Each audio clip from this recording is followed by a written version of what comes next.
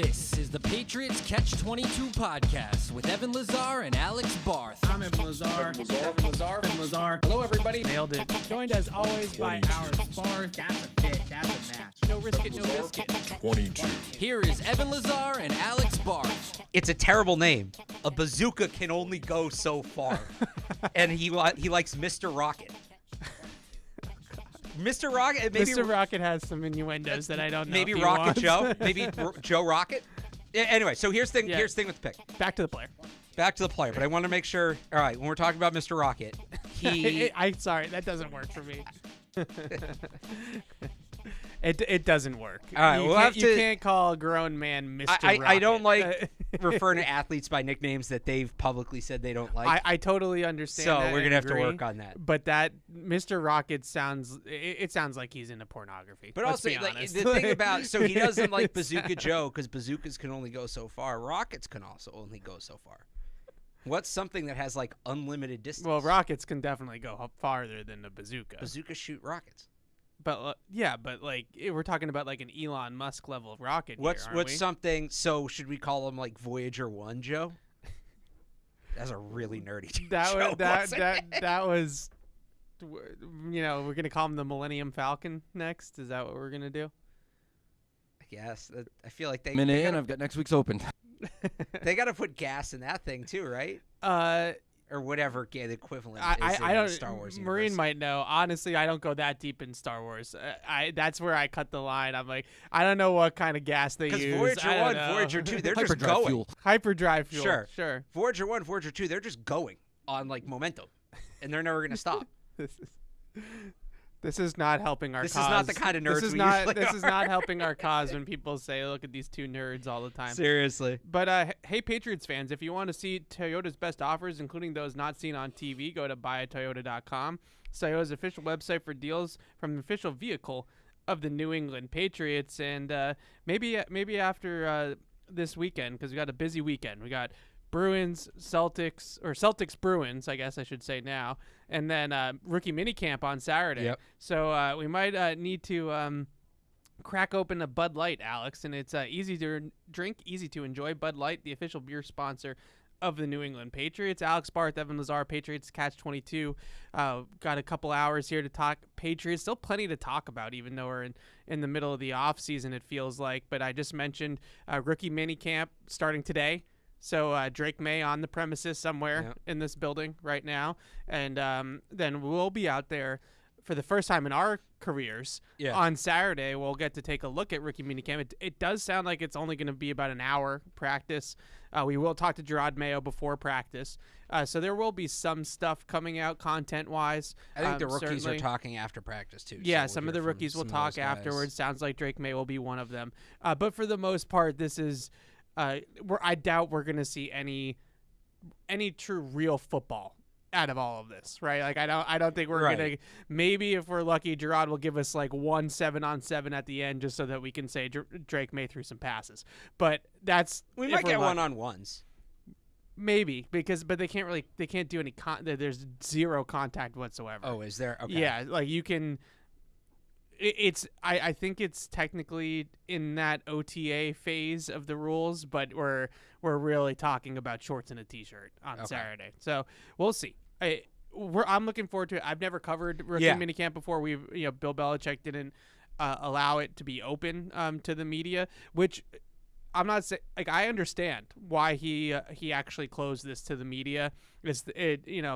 And I always agree with everything when it came to media relations with Bill. But this one I actually really did agree with, just because if Drake May goes out there and we do see some real football, if he's great, then it's going to get way overblown in the positive direction. And if he's horrible, it's going to get way overblown in the negative direction. And I kind of understand allowing the rookies this mini camp to behind the scenes. No cameras, no media.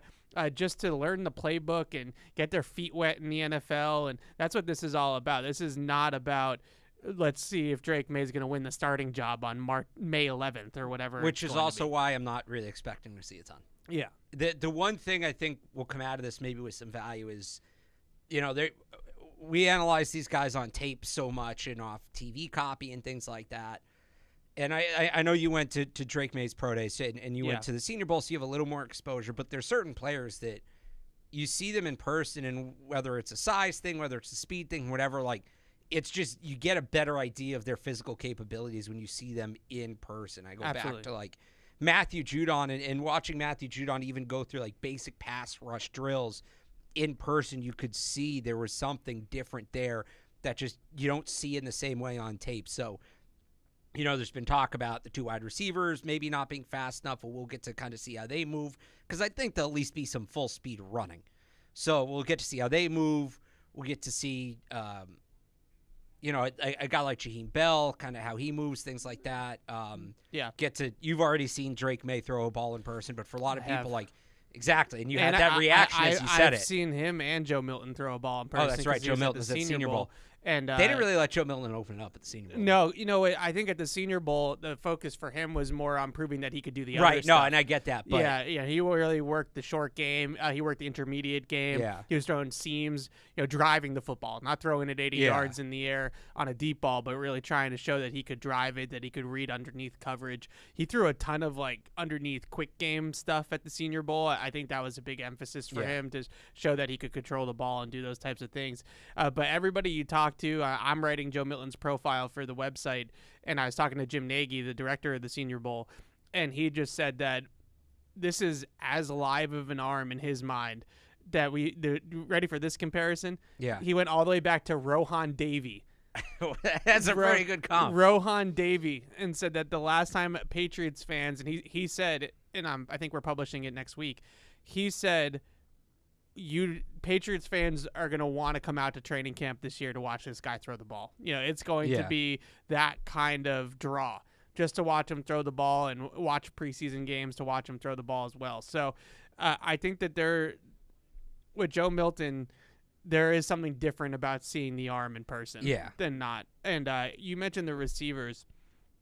Not that I'm going to overreact, like I just went through this whole thing, that I'm not going to overreact to anything on Saturday, but I think one of the biggest misconceptions and things that like frustrate me about draft coverage, you know, post-draft coverage, and then also training camp coverage, things is that people that are like, oh, you don't know what this rookie receiver is going to be for another 3 years. Like, we can't judge this draft class until 2026, 2027. I actually disagree when it comes to skill players, because I think that explosiveness and that different gear that they can show flashes immediately if you're good. Like, if you have it, if you are going to make it in this league and you're going to be an impact player in this league, I don't think people were going to. I'm trying to use an equivalent that's not like Jamar Chase. Like, I don't think that Titans reporters were going to A.J. Brown's rookie training camp and being like, I don't know about this guy. You know what I mean? Like, you get there, you see the explosiveness, you see a different level of playmaker. I'll go back even last year, and this was a 6th-round pick, Pop Douglas. Pop Douglas immediately was a factor last year at Patriots camp, and immediately we were talking about not only him making the roster, but like how big of a role was he going to have in the offense moving forward. So I think the one position, I think quarterback's tough because of the development mentally, right? It's going to take Drake May time to develop mentally, let alone all the the footwork and all that kind of stuff that we've talked about plenty. It's going to take him time to learn the playbook, grasp the concepts and things like that. So that might take a slower burn. But when it comes to skill players, receivers, running backs, corners, like right away last year with Christian Gonzalez, it was obvious that he moved differently than other people on the field. So I would just say that in a lot of ways, I feel like once we get through, let's call it the first couple weeks of training camp in July and early August, we'll have a pretty good idea of if these two rookie receivers can play or not. Yeah, receiver's the one position. So I'm generally of the belief that part of the reason you wait to evaluate a class isn't just, sometimes guys need more time to break out, but guys can also fall off. Yeah. Look at the 2021 class. We thought it was great because the Patriots had a quarterback. Right. So in that sense, I'd push back on that. But wide receiver is the one position, I would say more than any other, including quarterback, Evan, where year one, good or bad, is the most accurate predictor of success. Yeah. Like, generally, guys that break out year one are good and they maintain that level.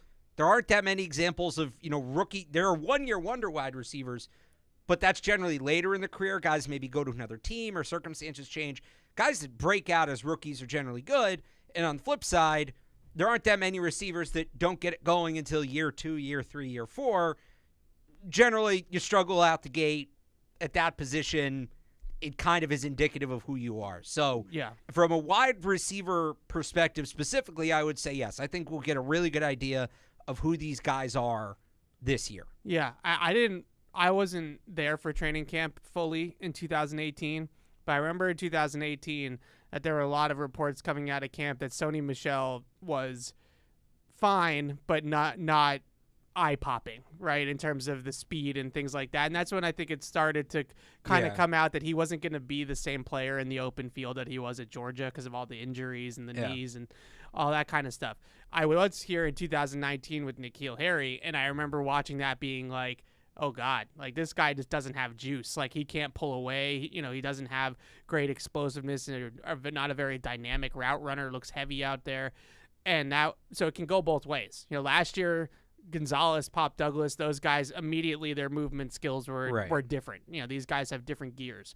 Those guys were guys that I remember that were in the opposite direction. So we'll see what happens with Jalen Polk and Javon Baker. I don't want to forget about Jaheim Bell. I'm writing about him too. I think we're publishing that tomorrow. He is somebody that I just find really fascinating, and I think that he's gonna have a role on this team. I think so too. And so we'll see what he looks like as well on Saturday. And also in news, the Patriots, not a GM, Alex. It's not a GM. I call him whatever you want. It is the Executive Vice President of Player Personnel, EVP of Player Personnel, not football ops, player personnel, not general manager. This is the title. Wouldn't an EVP of Player Personnel outrank a general manager? Maybe? I think so. I think in like other organizations that have similarly titled. That's why, it's interesting. So the two guys that the Patriots have brought in so far are Samir Suleiman, who is the Chiefs Carolina cap wizard, and which I could already tell by your face over there that I know I kind of think you would hate that.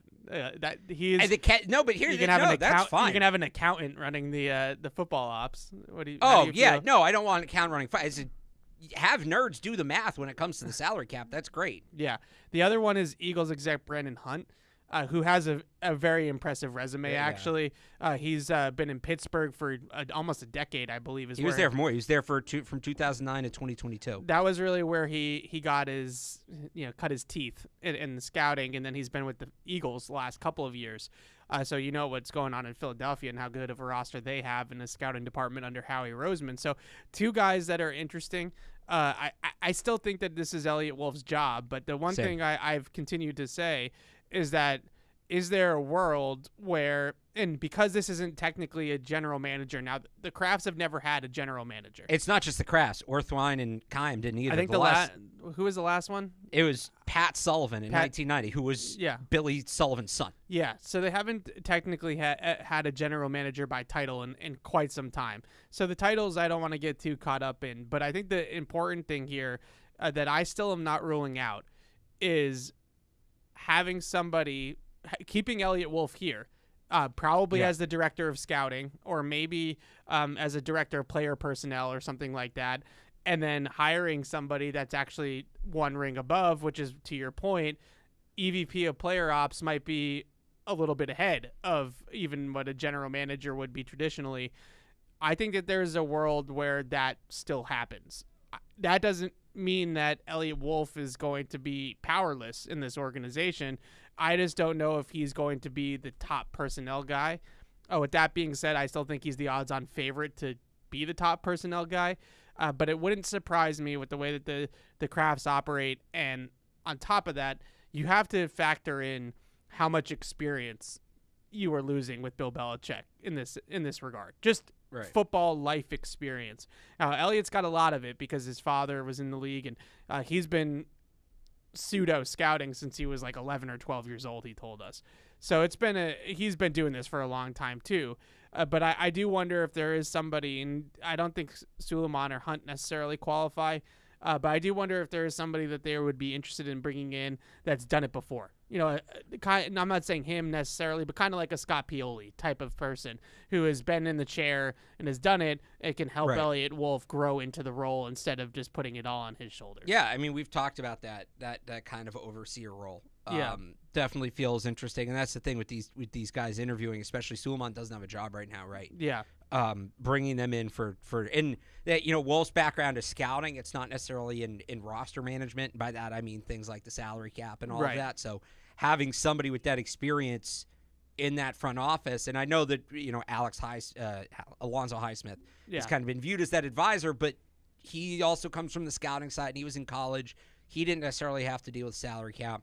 So having somebody who's done that, kind of like Mike Zarin essentially for the Celtics. Yeah. I could definitely see some value in having somebody like that. Yeah, I do wonder, the other angle of it is that there are people that could potentially be leaving at this next couple of weeks, I would say. Well, even, if you promote Wolf, you need a new director of scouting. Yeah. There could be some people that are leaving. It still is, even though I think based on everything we saw and heard from the draft room and everything, I thought Matt Groh really handled himself pretty well on draft weekend and throughout this entire process.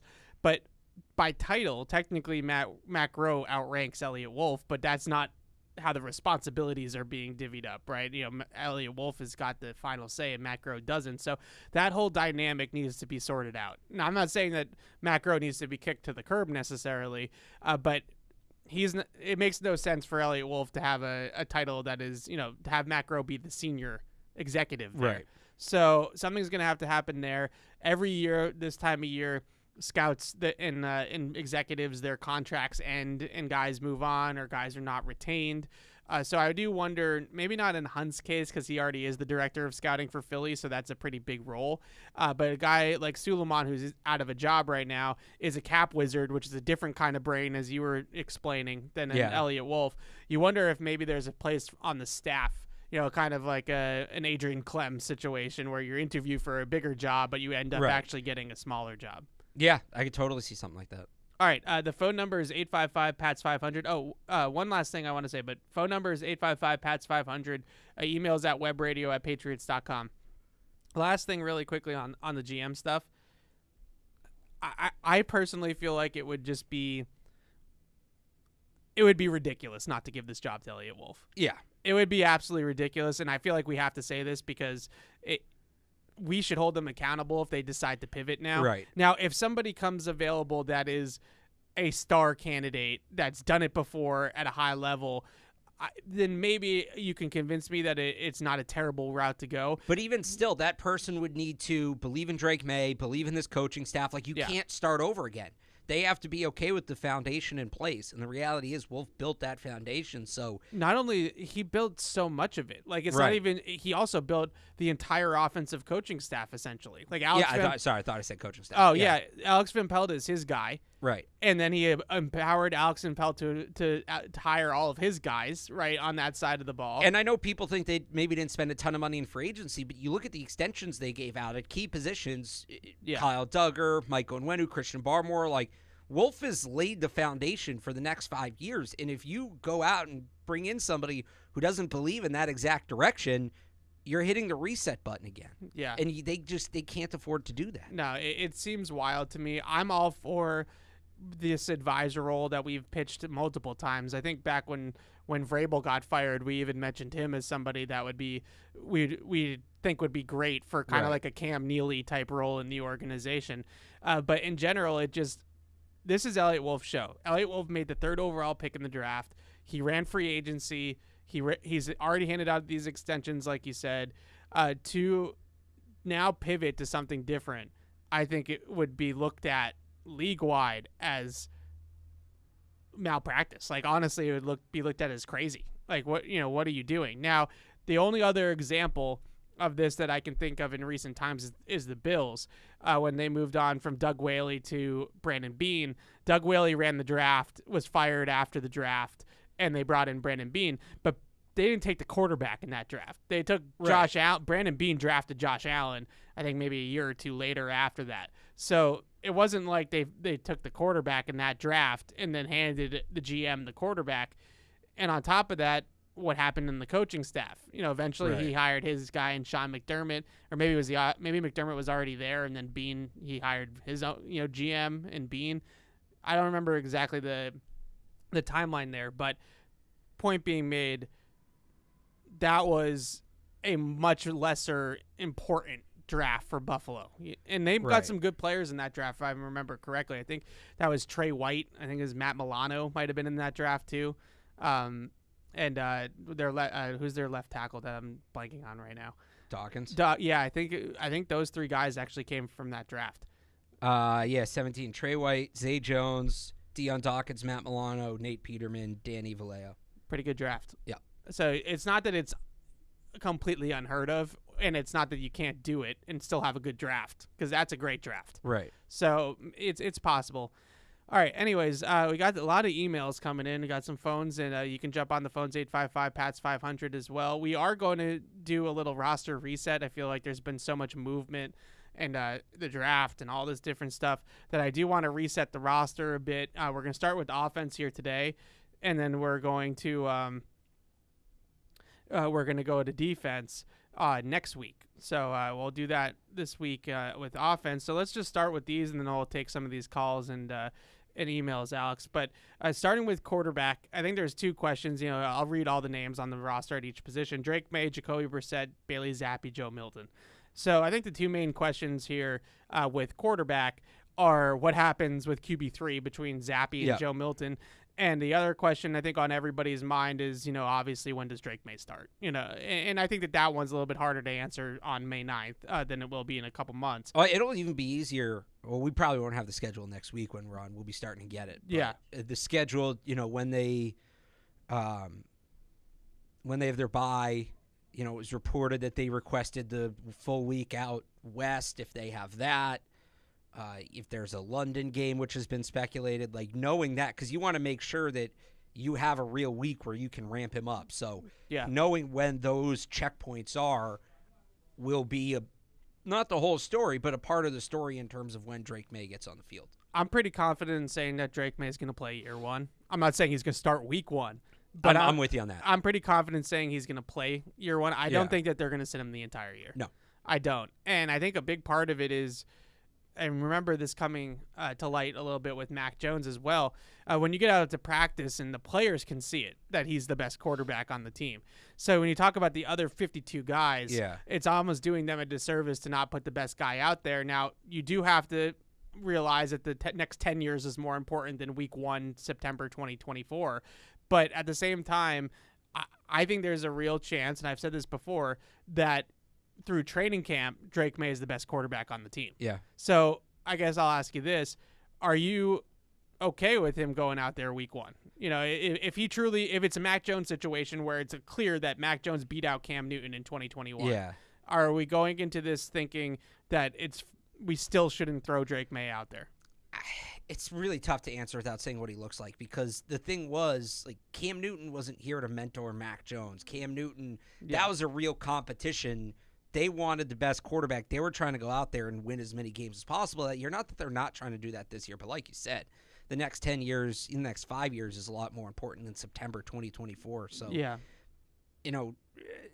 there are just certain things May's going to have to learn that won't come till the regular season. And I keep going back to, once he's the starter, that's that. Yeah. You don't get to, we thought he was ready, but he's not ready, so we're going to go back to Jacoby. You can't do that. We just did 2 years of futzing around with the quarterback depth chart. You can't do that again. So I just, at least give him the first month to kind of watch. What did Justin Herbert have? He had 3 games, 4 games, something like that? Yeah, so Justin Herbert started pretty early on. The person I'm pulling up right now, which I think is really where I'm at with this, is Tua. Yeah, Tua and... Well, remember, they went back to Ryan Fitzpatrick, and it was a whole issue. Yeah, I mean, that was, I think, the beginning of the end for Brian Flores. For sure. Well, that's the thing. And I think there's still lingering issues in terms of the way Tua is viewed there because of that. So you cannot... it was late October. I remember that. Yeah, so Tua made 9 starts as a rookie. But as you mentioned, there's a couple weird games in there where Ryan Fitzpatrick got back in. After they would put Ryan Fitzpatrick in as the closer, essentially. You cannot be doing that. And then, no, at the very end of the year, they went back to Fitzpatrick starting, I think. Yeah, I think you're right. So I don't think Tua started all the way through. So Tua's first start was Yeah. actually November 1st. Just the way late the October it was announced because it was Yeah. announced before their bye week. Just the way the schedule worked out. So they No, wait. played in- So I remember this because it's important context. Yeah. It was like the Wednesday of their bye week Yeah. that they said Tua's going to start, and everybody was like, Fitzpatrick's playing well. Why are you doing this? And I don't remember if it was they outright said it or it was reported that basically they had always planned, no matter what, they were going to make the switch to the bye week. Yeah. And that's why they were doing it. And that, I don't think you can do that. I think it has to be organic in the moment. You can't just on September 1st say, all right, November 1st is when he's going to start. Like, you can't do that. So Tua started in week 8. That was his first start. And that was right after their bye week on November 1st. Not that the date really matters all that much, but week 8. So basically the halfway through the year, they turned the keys over to Tua. He didn't start in week 12 of that year. That was the one game that they, for some reason, decided to go back to Ryan Fitzpatrick. He might have had a concussion. They beat the Jets, actually, 20-3 in that game. But then he started weeks 13 through 17. So he closed it out for them, at least as the primary starter. And so that was Tua. Justin Herbert, I remember him and Josh Allen starting pretty early on. Justin Herbert in 2020. Well, he wasn't. Remember, Justin Herbert wasn't supposed to. So Justin Herbert in 2020 has made 15 starts. Right. So Tyrod Taylor gets poked by the needle, right, in the lung, right? It was the lung, I think. Punctured lung. Yeah, and that's what started that whole thing for Herbert. And even though his record, and he started 15 games, even though his record was 6-9, he threw for 4,300 yards, 31 touchdowns, and 10 interceptions. It's pretty good. So Justin Herbert was good right away. Right. Maybe not winning, but good. The team wasn't winning, but Justin Herbert was putting up numbers and being productive right away. So that was Herbert, and then we'll just, for argument's sake, because these are kind of the quarterbacks that everybody compares him to, we'll go to Josh Allen. Josh Allen did start right away. Josh Allen made 11 starts in his rookie season. Was that Fitzpatrick too? No, I think it was Derek Anderson, if I remember correctly. Might be right. Yeah, I think you're right. No, I think it was Tyrod. So Derek Anderson made 2 starts. Nathan Peterman made 2 starts. And Matt Barkley, I guess, got a start in there as well. Good for Matt Barkley. So those are the guys that started the other 5 games. That was a 16-game season, so the other 5 games. But Josh Allen played in 11 games, 2,000 yards, 10 touchdowns, 12 picks, 52.8 completion percentage. So I remember him being awful as a rookie. Yeah. And he was pretty bad. But I think that those 3 guys, and the reason why I bring up Tua is just because I remember the plan. The plan was the bye week, and with the schedule coming out next week, the bye week's important. We're going to circle the bye week, and if it's in that perfect, their bye week was week 7 of Tua's rookie year. If it's in that perfect spot of the calendar that it makes sense to, allow him to have the bye week to be the starter at practice, and then you turn the keys over to him after the bye week, then that's where we're at with Drake May. But I'm still not ruling him out earlier. Like, I'm still not ruling him out because I really feel like we're going to get out there and he might be the best guy. Yeah. And then you have to decide about his long-term development versus putting the best guy out there for the team. Right. All right. Elsewhere on quarterback, I just don't really know what they do with Bailey Zappi at this point. I think the plan is probably to see if he has a nice preseason and trade him. Get some trade value. Maybe a backup gets hurt. A team has a run of injuries at quarterback, and he has a little bit of trade value. Mac Jones goes for a 6th-round pick. What do you look? Maybe a late. We get a 7th from you. You get a 6th from us, and Bailey Zappi. You got that backwards. Yeah, right. Sorry, Bailey Zappi and a 6th-round pick for a 7th-round. Well, pick. it could also be. I mean, Mac Jones, and boy, would people have a field day with this. But if he gets more, or equal. But Mac Jones got traded in March when everybody's kind of resetting their rosters. If you have a team has a quarterback or 2 get hurt during camp and they just need somebody with experience, maybe they get desperate and give up more than they should just to get him. Like, you could see that's why you hold on to him and you don't trade him now, because when guys start getting hurt in camp, start getting hurt in the preseason, quarterbacks become in demand. Maybe you get a little more. So with Joe Milton, I'm with you. I think we're both saying the same thing, that there's just no path for Bailey Zappi to be on this team.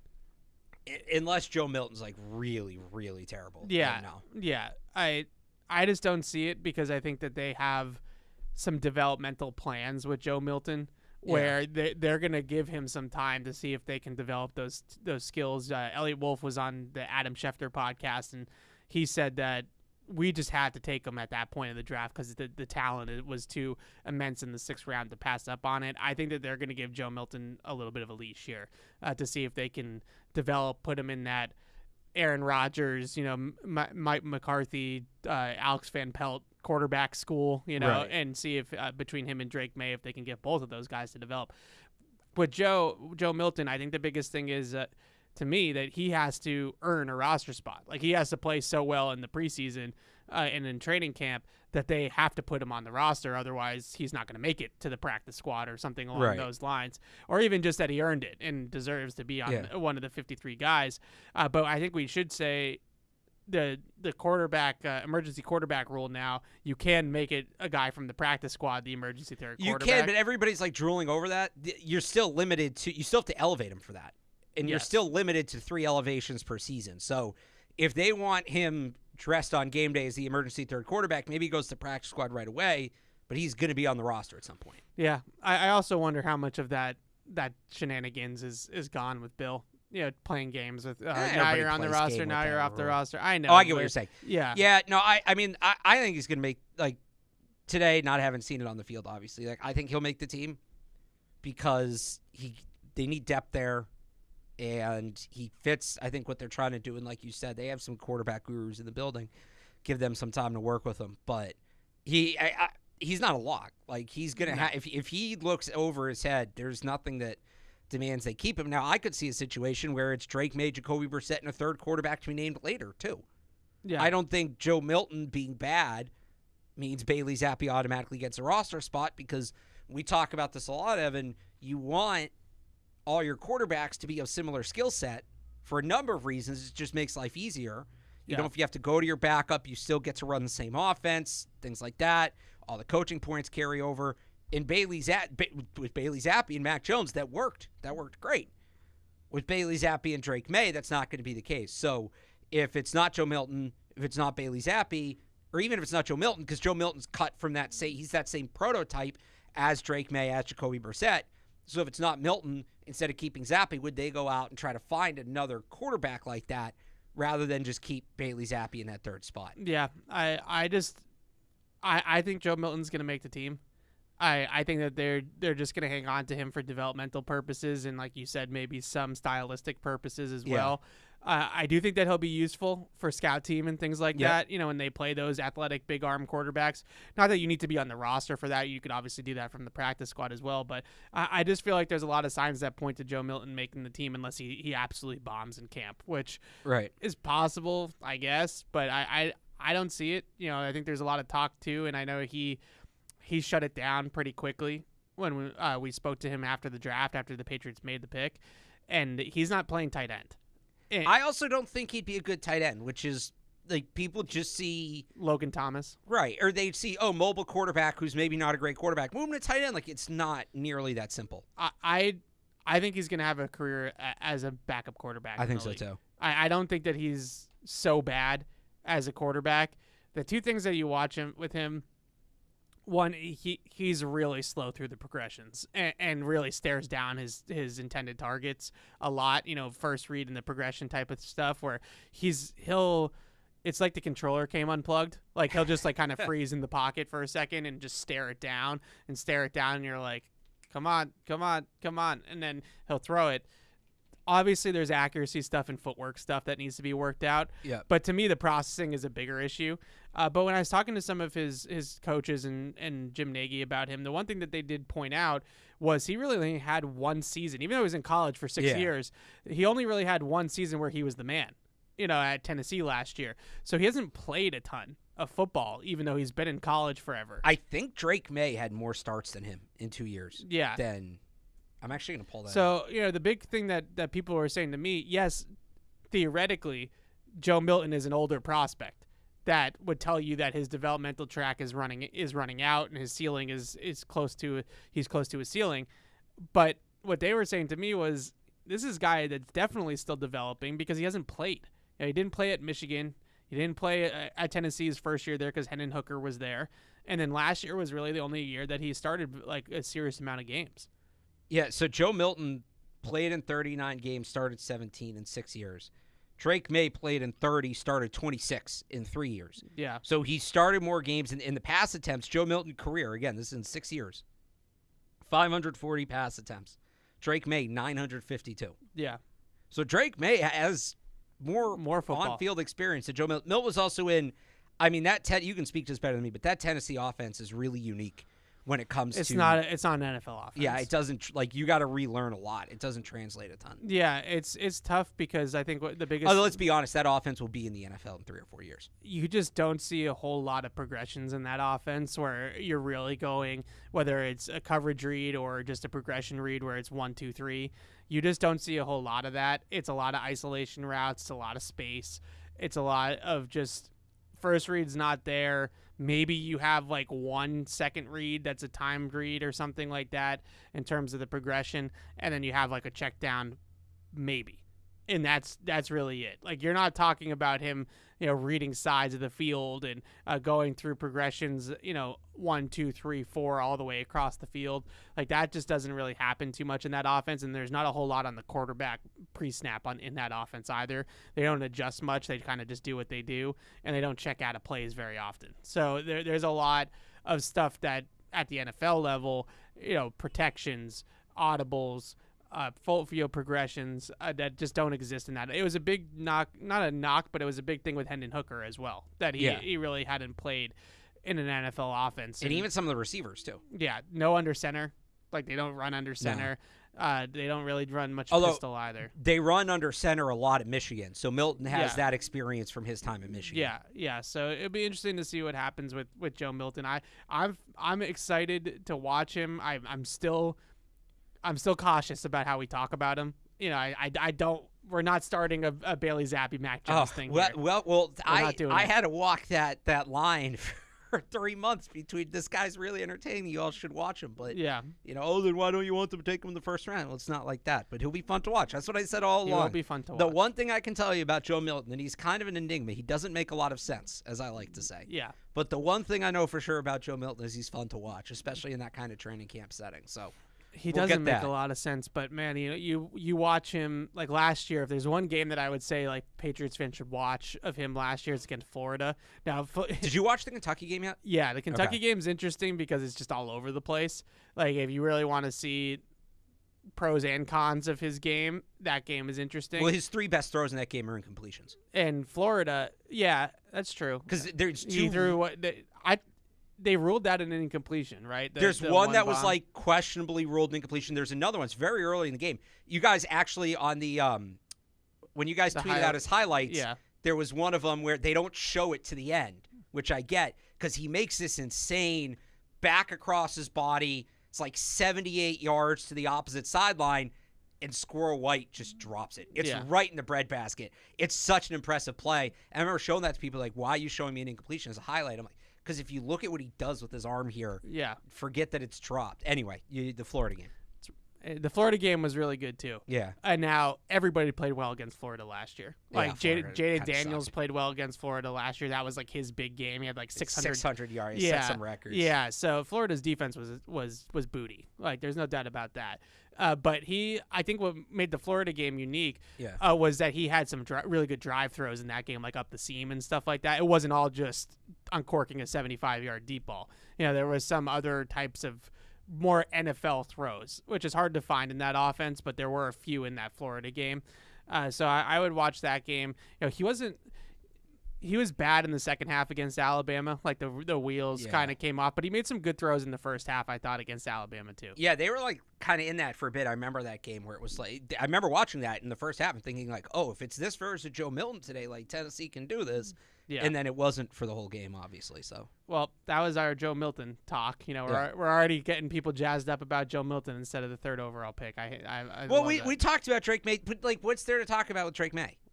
As crazy as that sounds, when's he going to start, which we don't know. We have no way of knowing until they get on the field. With roster battles at this time of year, the bottom of the roster guys are inherently more interesting in talking about how much are we when we get to like the defensive line, how much are we realistically going to talk about Christian Barmore? Not much. Right. Like he's going to start. He's going to be good. Yeah. We're done. So that's just kind of what we just happen to be starting with quarterbacks, so it comes across that way. Okay, running backs. Ramondre Stevenson, Antonio Gibson, Kevin Harris, JaMychal Hasty, Keyshawn Vaughn, and then Deshaun Fenwick. I had the UDFAs in a separate section, so that I had to scroll over. Why? I don't know. This is my process. Okay, but they're not separate players. They play that position. I know, but you have no time for UDFAs. No, I have one. I have one UDFA that I think I told you about already. Yeah. that I'm interested in. But so you wouldn't have been bothered with Jacoby Myers in 2019. That's fine. That's not fair. When they signed Jacoby Myers, I remember I texted you. Yeah, Like, they got him as a UDFA. He should not have been a UDFA. You were all excited. That was just because of his 40 time. Yeah. Deshaun Fenwick. So. When I look at this running back room, you know what Ramondre is going to be. He's going to be the bell cow. You know Antonio Gibson's going to be the change of pace guy. I still think Antonio Gibson's going to carry the ball a decent amount. I think so too. I think he's going to be. I don't think he's going to be a third down back. I think he's going to be a true change of pace back. I think they're going to be just rotational rather than situational, which is what they were last year. Yeah. What that means is I don't think it's going to be early down back, passing down back. It's going to be, all right, this is Ramondre series. All right, this is Antonio Gibson series. Or maybe it's Ramondre for 4 plays, Gibson for 3 plays, Ramondre for 5 plays, Gibson for 3, whatever. Both can play in every situation. So I don't think they're going to lock either one of them into a situation. What that does is it makes you less predictable. The Patriots were able to get away with it for a long time because the pass-catching backs they had played at such a high level, it really didn't matter how predictable they were. Yeah. And nobody was stacking the box against the run with Tom Brady. Now it makes more sense for them to just be rotational rather than situational, and they have the backs to do it. And maybe, certain roles, I still think Stevenson in short yardage makes more sense than Gibson unless Deshaun Fenwick makes the team. We'll get to that. But I think Gibson's going to play in all roles. I think Stevenson's going to play in all roles. Yeah, I agree. I don't think this is going to be he's just a third down back, pass game back. I think Antonio Gibson really fits what they want to do from an outside zone perspective as well with that straight line speed. So I think that there's a lot of angles that Antonio Gibson's a really good fit in this offense. You go and you watch like how they use Kareem Hunt in Cleveland. I think it's going to be a similar type of role for Antonio Gibson. And if he stays healthy and all is, let's just assume both of them stay healthy, which is probably not going to happen at running back, but both of them stay healthy for the entire year. I still think Antonio Gibson touches the ball 150 times. I can see it. And Ramondre Stevenson has had this insane workload for the last 2 years, and it's taken a toll on him, and you got to do a better job of keeping him fresh. Yeah. So especially if they plan on extending him. And I know that there's some support, some buzz for Fenwick, who's I think bigger back, but I think he actually can do a little bit of everything. He's shown some pass catching skill. I'm not saying he's not James White, but I think that he's probably an early down back type of guy. He's an early down back in the NFL. He caught the ball a little bit. Him and Kevin Harris, maybe a battle there. That's what I'm saying. The thing about Fenwick to me that's interesting. So he was in college for 6 years, 3 at South Carolina. I think he was actually teammates with Kevin Harris at South Carolina. When was he? He could have been 18 to 20. He could have been teammates with Jaheim Bell also. Hang on, actually. Let me see. Kevin Harris. Yeah, they were teammates for 2 years at South Carolina. Similar backs. Yeah, so but the thing with Fenwick, so he was in college for 6 years, 3 at South Carolina, 3 at Oregon State. He only had more than 100 carries once. Yeah. And that was in 2022. So this is a guy that has fresh. He's fresh, but he also has very little exposure. Like, I was surprised to see him go undrafted, just kind of looking at what I saw, and then I realized, well, there's not a huge sample size to go off of. Now, that's very rare for the Patriots. They love backs with experience and with production, and that's not Fenwick. Post-Belichick, this is a thing that maybe changes, but Fenwick's not going to come in and be Ramondre Stevenson's replacement, and they have Fenwick, so they don't have to pay Stevenson next year. But this is a team that the last 2 years, running back depth has been a problem. They have come out of games with one healthy running back. We were this close last year, remember, to Jabril Peppers potentially having to take some snaps at running back. Yeah. So that third back, the third running back is important. And Kevin, you'd want it to be Kevin Harris. I think that's the guy he was kind of drafted to be, but he hasn't really gained much ground over the first 2 years, and if Fenwick's better than him in camp, I could absolutely see, him making a push. I'll also throw Keyshawn Vaughn in that battle as well because he had some flashes for Tampa. He also has some special teams ability that maybe makes him favorable. Fenwick is going to have to learn a bit to play on special teams. Same with Harris. So I think that's a real battle. Kevin Harris, Keyshawn Vaughn, Deshaun Fenwick. Throw in JaMychal Hasty, another special teams guy if you want. But I think it's Fenwick, Vaughn, and Harris for the third running back role. Are we sure the third running back's on the roster? At some point. Maybe not week 1, but at some point. All three of those guys will be guys they can get on the practice squad. No, I just mean them signing another running back. Oh. Like a free agent like they did with Zeke last year. Maybe they bring somebody else in. Because I don't love this running back depth chart behind the top two. Gerard Mayo's talked about playing the kids. I think they'll give those guys a chance. Yeah. There's no doubt about that. And I do think that in some respects, not saying that he deserves to be 60% snap guy like Ramondre, but I do think that Kevin Harris has shown some flashes that probably deserving of a chance to be in a rotation, obviously as the third running back in this case. But I just wonder if really that battle between Fenwick and Kevin Harris is really more a battle for the fourth running back spot, and they end up bringing in a free agent. I don't know. Three. They've talked about playing the kids. Like, if it's bad when it gets into camp, maybe that's what happened last year. I just right? look at their depth, and you just mentioned it. How many years are we going to go where they really only have two backs that they play? I think there's the injuries, odds, and then there's always something like that. Like it was Ramondre and Damian Harris. Then it was, last year with Zeke and Ramondre, like these last couple of years, like that's been all they have there, and they're patching it together at times. And Ramondre's playing a ton. Now I think Antonio Gibson hopefully will take some of that workload off of him with that. But then we get to the end of last year, and Zeke's the only healthy running back that's played at anything in the league. That position we saw last year with Dalvin Cook and Zeke. That guys come available post June 1. I don't love, I just looked up, to refresh my memory. There's not a ton of free agent running backs left out there because some of those guys didn't get paid. Are you going to get somebody better than Harris or Fenwick? You might. Like, I'm not saying no, but, one of those veterans could get cut post June 1. This will be interesting to see in the preseason because we don't know exactly what it's going to look like post Bill, but back in the day, last year, back in my how day. Bill generally handled the preseason. 90% of it was, let's just get out of here. We're going to take the last running back on the roster. We're going to give him 35 carries, right? Ralph Webb style. Yeah. Remember that? Yep. Deshaun Fenwick is the kind of guy that would lead. The Patriots had the leading rusher in the NFL in the preseason. I think like 3 of the last 6 years or something like that. Like Kevin Harris led the NFL in rushing in the preseason either last year or the year before.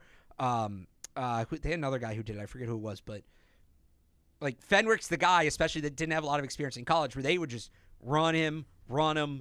And that would be the whole preseason, and we get all excited about him, and then he wouldn't make the roster. Ralph Webb. Right? But I think we're going to get poor Ralph Webb, but it's Ralph Webb. Remember, Zeke last year didn't sign until after the first preseason game. Yeah, because he didn't want to be there.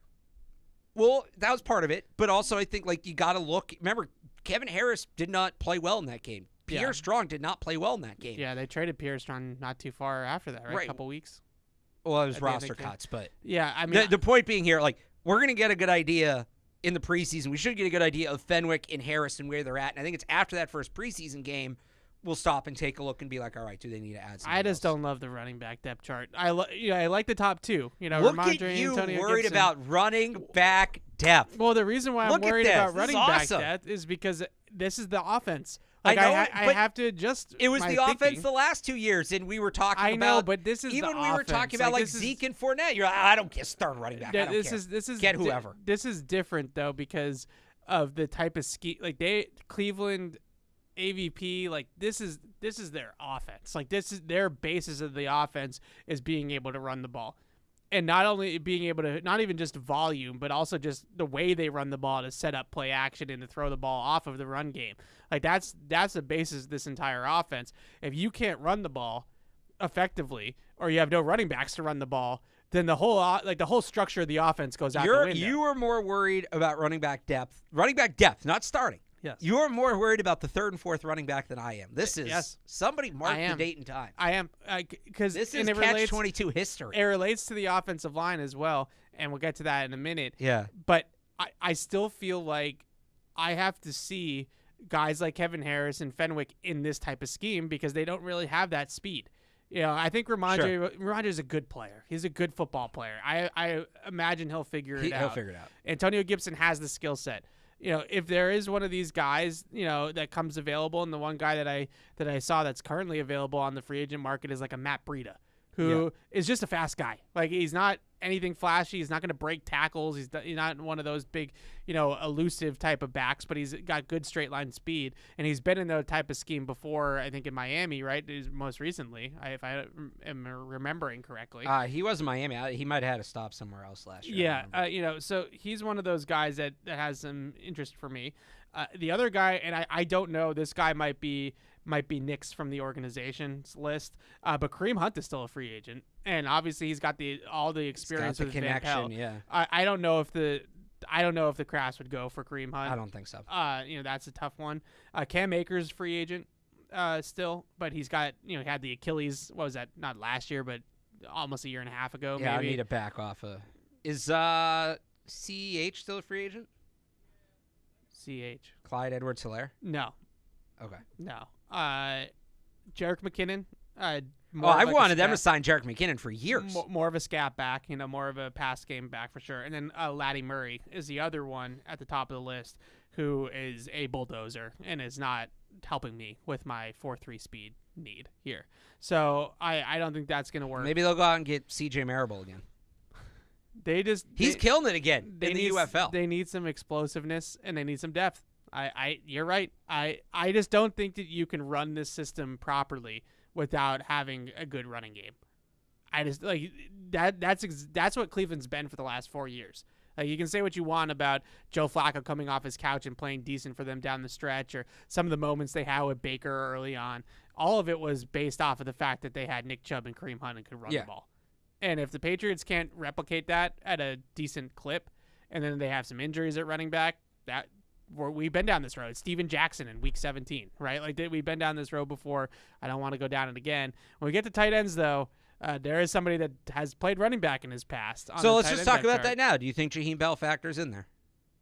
I think that he's your Jabril Peppers. Like, if it's a break glass scenario. Okay. I'm with you. But I don't. He doesn't need to be playing like full. I'd rather he play fullback before he starts playing running back. Yeah. So he's going to play fullback. I think he's going to play an off the line role. So tight ends quickly, and I promise we'll start opening up the phones. Hunter Henry, Austin Hooper, Jaheim Bell, LaMichael Petaway, and Mitchell Petway. Did I say Petaway? Yeah. LaMichael Petway and Mitchell Wilcox. And Jacob Warren. Who got number 87. People got mad about it, and then had an awesome tweet about it the other day. For this exercise. That was Wilcox got 87. For having the UDFAs in a separate category is throwing me off. So I'm going to have to fix that for next week's show. So I'm not confused. Hunter Henry, Austin Hooper, Jaheim Bell, LaMichael Petway, Mitchell Wilcox, and everybody's favorite number 87. I was wrong. Jacob I was Warren. Wilcox. I got them mixed up. Oh. Oops. Anyways, Hooper and Henry are on the team, right? I think those guys are Hooper roster lock? I don't think he's a roster lock, but I think he's what's the next rung below a lock, pretty sure expected to make the team. Yeah, let's call it that. I think his experience in this offense just kind of puts him on a different rung than some of these other guys. I think Jaheim Bell is going to make this team. I'm kind of jazzed up about Jaheim Bell. I am too. We said last week he's my pound for pound my favorite pick of the draft. I just look at that the two things that he does really well. Should we pull up Leak again? Stretch the seam. He stretches the seam really well. 4.6 140. Yeah. Third fastest time at the combine this year among tight ends. 75th percentile for weight adjusted. You run 4.61 at 240 pounds. So you're moving. Really good ball carrier. Yep. Broke 12 tackles with the ball in his hands last year and after the catch. Really good run after the catch player. Yeah. So you add those two things up. You add his versatility in the blocking game, in the run game. He's not an inline blocker. He's not going to put his hand in the dirt. He's not going to be the other 87 and dig out a defensive end or something like that. It's just not going to be his skill set. But in this offense, you have that H-back, fullback. They used Harrison Bryant a little bit like that in Cleveland over the last couple of years. Off-the-line player, wing player. If you give him a head of steam and you get him blocking like body types, like smaller linebackers, safeties, corners, right? Secondary guys. then he's more than capable of blocking because he's an athletic guy and he's not afraid to block. He's just not very big. So he's not one of these guys that I watch on film and I'm like, effort's a big issue here in the run game. It's not effort. It's just he's 6'2", 240 pounds. He's not a big dude. But if you get him on the move, you get him fitting up to the second and third level of the defense, you get him leading through the hole as like as a fullback, and you get him on a 230-pound linebacker, you get him on a safety, he can hold his own in the run game. So the fact that he's got this versatility in the blocking game is interesting. He can play off the line. He can play in the backfield. He can play out of the slot and kind of play that jumbo slot role. He runs the seam exceptionally well. That's probably his best part of his game is how he can stretch the field vertically, and then he can run with the ball. They don't have anybody else on the roster that does those things at that position. Like Hunter Henry is Mr. Reliable. He's your quarterback-friendly safety blanket. Yep. Austin Hooper is the guy that's got experience and a veteran and has experience in this offense. Great, all well and good. Neither one of those guys are explosive like Jaheim Bell is. No, he gives them something they don't have, which we'll get to Jacob Warren as well, but he gives them something they don't have in his skill set in particular. If they were still running the Josh McDaniels offense, I'd be less excited. Yeah. But it's that skill set in this offense in particular that's so exciting. Yeah, you get play action. You get bootlegs off of it. You run that submarine route where the player just kind of goes from one side of the formation and leaks underneath the line into the flat. You run a crossing route at the first or second level where the linebackers are all fitting up to the run, and then you get him behind the linebackers, and he's just running a foot race across the field. That's what this offense is all about, is horizontally stretching the defense and then just creating foot races out all over the field for your faster guys. In that room, he's going to be the fastest guy. And I don't think that's going to be close. His coach down at Florida State told me that he puts on a show in practice. Like, he's a really good practice player. Seems like a good practice player. And so I think that he's going to pop in training camp and all those types of things as well. He'll be good in the preseason, I'm sure, too, when they give him those opportunities. I'm not sitting here telling you that Jaheim Bell is going to be, whatever. He's not going to be a Hall of Fame player. I'm not saying that. He's going to be a useful player. He's going to be a useful player, and I don't think that we should treat him like a normal 7th-round pick. No. I think it's similar to Pop Douglas last year being a 6th-round guy. We both had him. I think I was a little higher on him than you. I had him as like a fringe top 100 guy. So I had him in a 5th-round grade on him. All right, so I had him like 4th. But that should be a guy that goes late 4th, early 5th. Yeah. If just based off the board, you don't have 32 picks, 32 guys graded in each round. So, that should have been, he should have been in my mind like a 5th-round pick at worst. And he ended up falling to the 7th. And when I was talking to Nagy about him, I think the biggest thing that he mentioned about, why is because teams view him as a tweener. Is he a receiver? Is he a tight end? Is he a fullback? Like, what is he? He doesn't necessarily have a home right now in terms of his position. Right. And a lot of teams get scared off by that because they just don't want to be bothered with trying to figure it out. They don't want to be bothered with the puzzle of, like, where are we going to put this guy? So that I think is a big reason why he fell so far, was just teams overthinking it and just not being very creative, honestly, with their usage.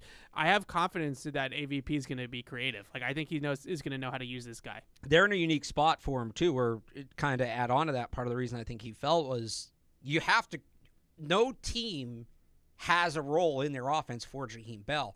You were going to have to create one, and I don't know. I think a lot of teams look at that and say, well, he's not that great that, like, do we really want to go through the whole process? They're lazy, and he's not that great. Building this role. Where the Patriots, well, you're rewriting the playbook anyway. You're writing a brand new playbook anyway. So if you're doing that, you might as well take a shot on a guy like this. Yeah, and there's a lot of just routes and things that they did. I mentioned Harrison Bryant.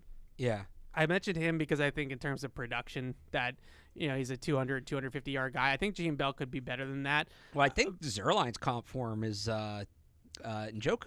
I think that was Tavian Sanders. Yeah, you're right. Somebody had him comp to Njoku, though. I don't think he's Njoku because Njoku's big. I was surprised by it, but somebody had it. I remember seeing Njoku's bigger, much bigger. Right. Well, he's like day 3. Yeah. Njoku's a specimen.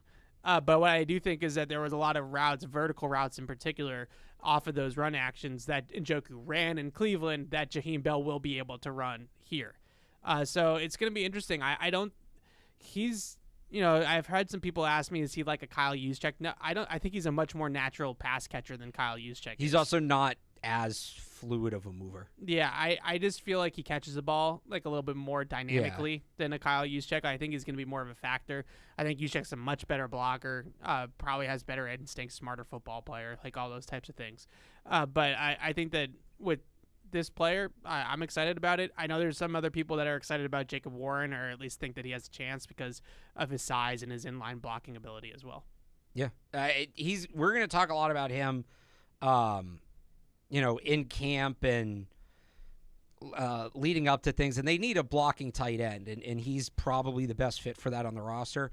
Now, they're not going to – I don't think they're going to carry 4 tight ends. No. I don't. But Warren's a guy to me that gets on the practice squad, gets some early elevations to play that role, and then maybe he's on the roster come October. Yeah, he's sort of like – they've had a couple guys like that recently that they've made the practice squad or put him on the practice squad and they elevate him for the game, and he's got that short yardage, goal line. Yeah, role. He's a decent enough goal line receiver. You're not going to go, bombs away to him, but he's a decent enough red zone receiver. Where you might, he might only play, if he plays at all, on special teams in a couple snaps, in situational football, right? On offense. The other thing about Jaheim Bell, real quickly before we move on from tight ends, he was an outstanding special teams player at Florida State.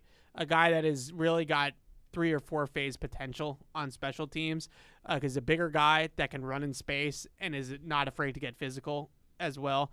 So his coaches were really, really high on him as a special teams player and thought that he has like elite potential on special teams.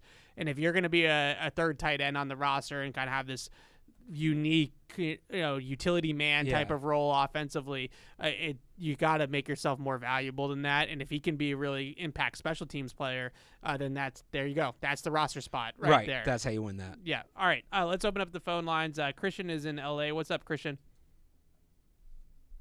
Hey, you guys. Good morning to you. Hey, I got 3 quick things. One, I think at running back, would it be prudent to pick up a Dalvin Cook? Last year, he basically, saved his legs, had a couple of 1,000 yards seasons just before that. So it seems like a really good pickup for the running back room. Secondly, on Drake May, I think for me what would be contingent upon him playing is how the offensive line and the receivers develop. If the offensive line can put a consistent wall in front of him and he's confident and feels ready to play, I think we play him. But if the offensive line is Swiss cheese and the guys aren't getting any kind of separation and forcing him to hold the ball, I mean, let's face it, he's going to miss some protection reads. He's going to make some bad calls in the line, and he's going to get lit up once or twice. But I just don't want him in a position to get lit up a bunch in his development. And then lastly, I see Jaheim Bell, with the change they made to the way the kickoff goes, he's perfect to be the kick receiver. Yeah. All right, you guys, thank you. Thanks for the call, Christian. Yeah, so on the kickoff returns, I had talked to the people I talked to with Jaheim Bell. I asked about that because I thought the same thing. Yeah. 4.61 speed, 240 pounds, good contact balance, can run, has that running back background at South Carolina to read the line of scrimmage and kind of break through the line. Obviously, his coaches said, he could do anything if he put his mind to it, right? But I feel like it's possible. I think the one thing that you look at with him is that he's not going to have the home run speed. He'll get through the line and he has that ability to run through an arm tackle and maybe create a 20-yard return, 25-yard return. My fear with him would be that he'd get caught from behind. And so you probably wouldn't get those true explosive returns. Yeah, you want burners back there. On Dalvin Cook, saved his legs is an interesting way of. I think so. He's in Baltimore now. I'm pretty sure he's under contract. He's a free agent. Are you sure? Because PFR says he's under contract with the Ravens. Does it? I thought he signed with them last year, like in the playoffs. I'll look on their roster page. Keep going. Oh wow, that was like yesterday. Could re-sign. I'm seeing Ravens writers saying they could re-sign Dalvin Cook. Oh, okay. So maybe he is a free agent. Yeah. Saved his legs is an interesting way of saying he wasn't very good and couldn't get on the field. Yeah. So he's not on their roster yet. Yeah. Okay. Pass. Maybe, not right now. Let's see if we get to August 1st and he's still available and Kevin Harris isn't showing it and Deshaun Fenwick's not showing it, we can have that conversation. But for now, I don't think they need to use a roster spot on him. And then the other point on Drake May was a good one. That's another big part of whether or not he's ready to start. Even if he looks ready, if the offensive line's a mess, I'm not putting him back there and take the beating. Yeah, so on Dalvin Cook, I'm with you. I actually thought Zeke showed more burst and more juice last year. Zeke was better than Cook last year. Yeah. What was this show saying at the time? Oh, I can't believe they're cheap. They won't spend on Dalvin Cook. You're getting the guy nobody wants, Zeke Elliott. Much better player. Yeah, he was a better player. Much better player. He was.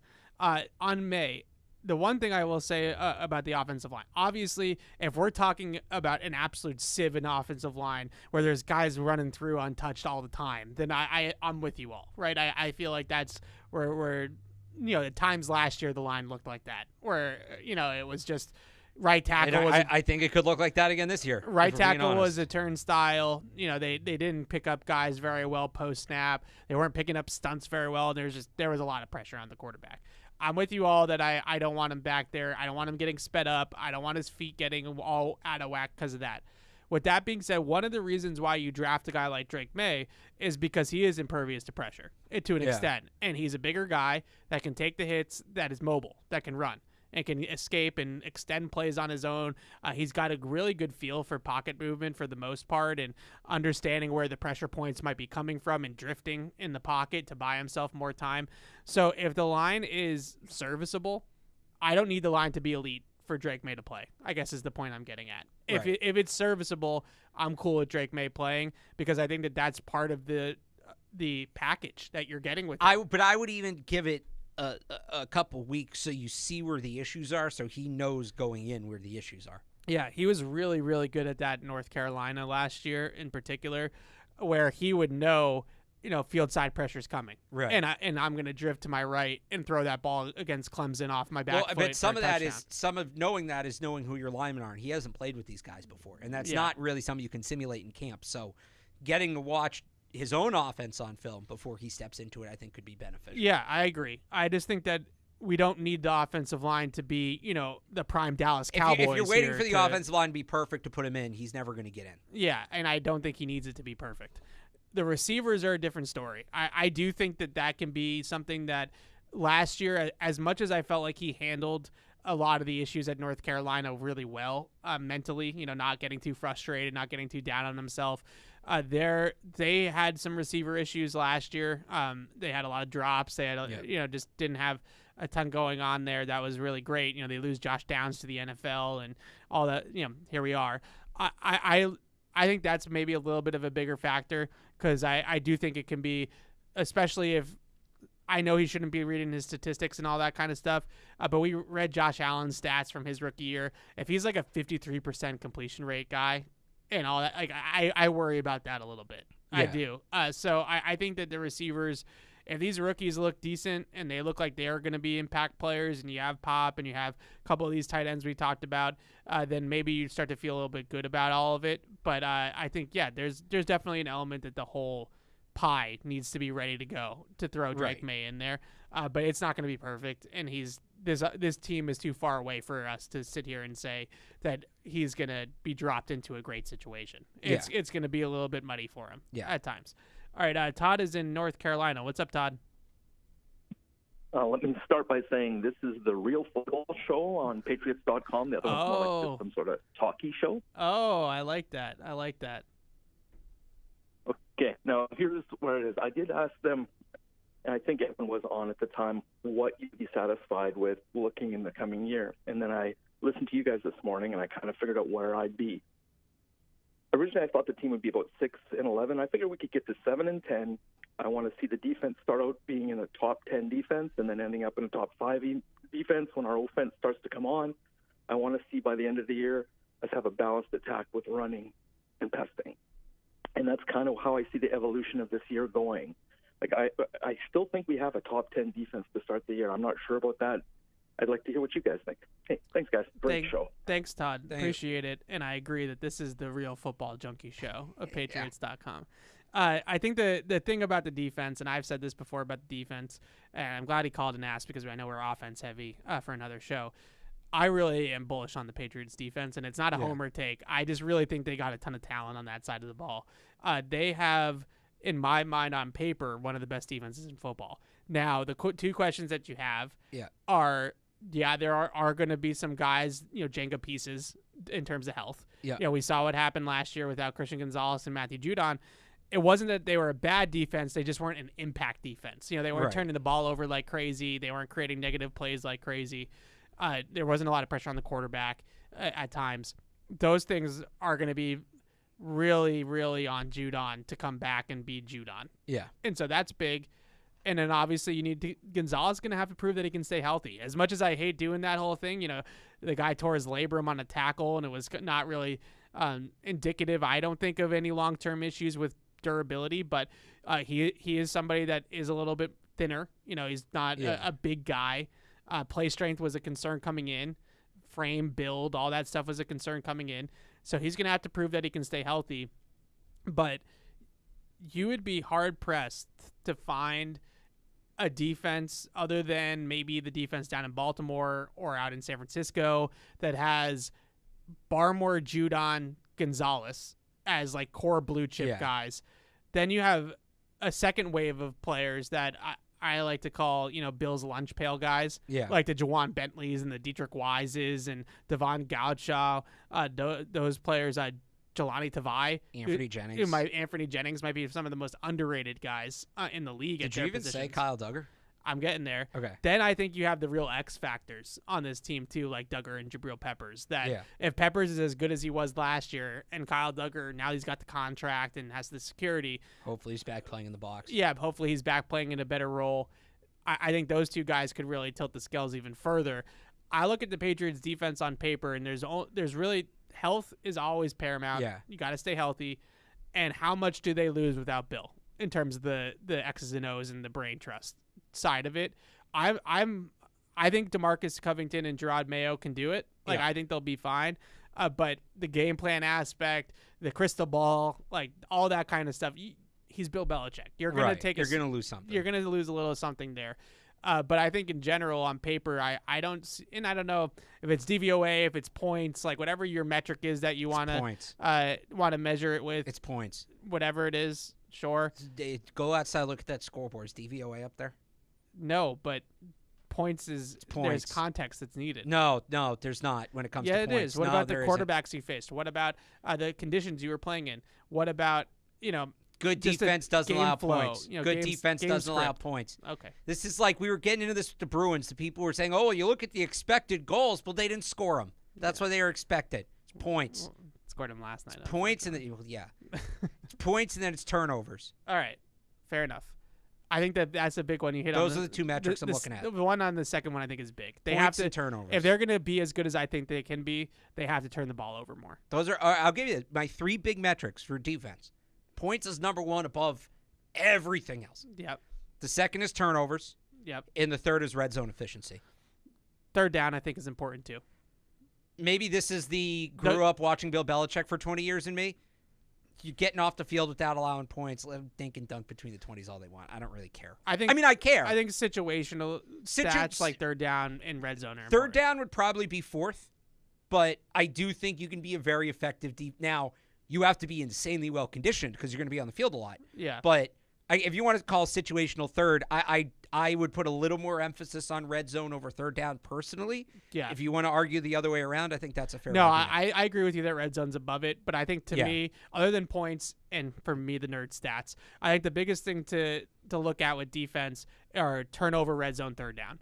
Like because those I think are the major ones of like how are you impacting the game at a high level that goes beyond just keeping teams out of the end zone, but actually is forcing 3 and outs, turning the football over. It does allow you to just win field position so much. In 2022, they really won all those games and almost made the playoffs because the defense was in plus territory. The offense was in plus territory so often. So I think that those things are big, big factors. I just really think that I don't think that it's at all a homer take or at all, rose-colored glass. I think this defense really is loaded. The one question I have, and the thing about Bill's a fair point. The one question I have in terms of the players is the cornerback depth chart behind Gonzalez. Yeah, the other lunch pail guy I didn't mention was John Jones. So we'll get to this more next week, but briefly, Miles Bryant was basically their starting slot corner last year until injuries just tore the whole thing apart. But do they trust Marcus Jones to be their full-time slot corner? If yes, Jonathan Jones goes back to the boundary. that's your base corner personnel, Gonzalez, Jones. Yeah. You're in decent shape, and we see who the third corner is between, like, Alex Austin and Right. Marco Wilson and Isaiah Bolden. And Dial. And Marcellus Dial. Yeah. If they don't trust Marcus Jones full-time in the slot, the picture gets a little more blurry. Is John Jones moving back into the slot? Is he staying outside? Is it Sean Wade in the slot? If John Jones moves back inside, now that group of Dial and Austin and Wilson, now that's for your second boundary corner. Yeah. That gets a little more hairy. What I'd love to see them do, we're talking about signing veterans, just sign Stephon Gilmore. The whole thing Maybe in camp. becomes so much cleaner. Maybe when in you camp. sign I think Stephon Gilmore. they're like you said about running backs. I think they want to give these kids a chance. I think so, too. And look, it doesn't have to be today. But Yeah. if you have Gonzalez, Gilmore, John Jones in the slot, your third boundary corner becomes the Alex Austin tier, whoever. Yeah. You have Marcus Jones as your backup slot corner. And just like Miles Bryant, utility man. Right. Yeah. Now you're cooking.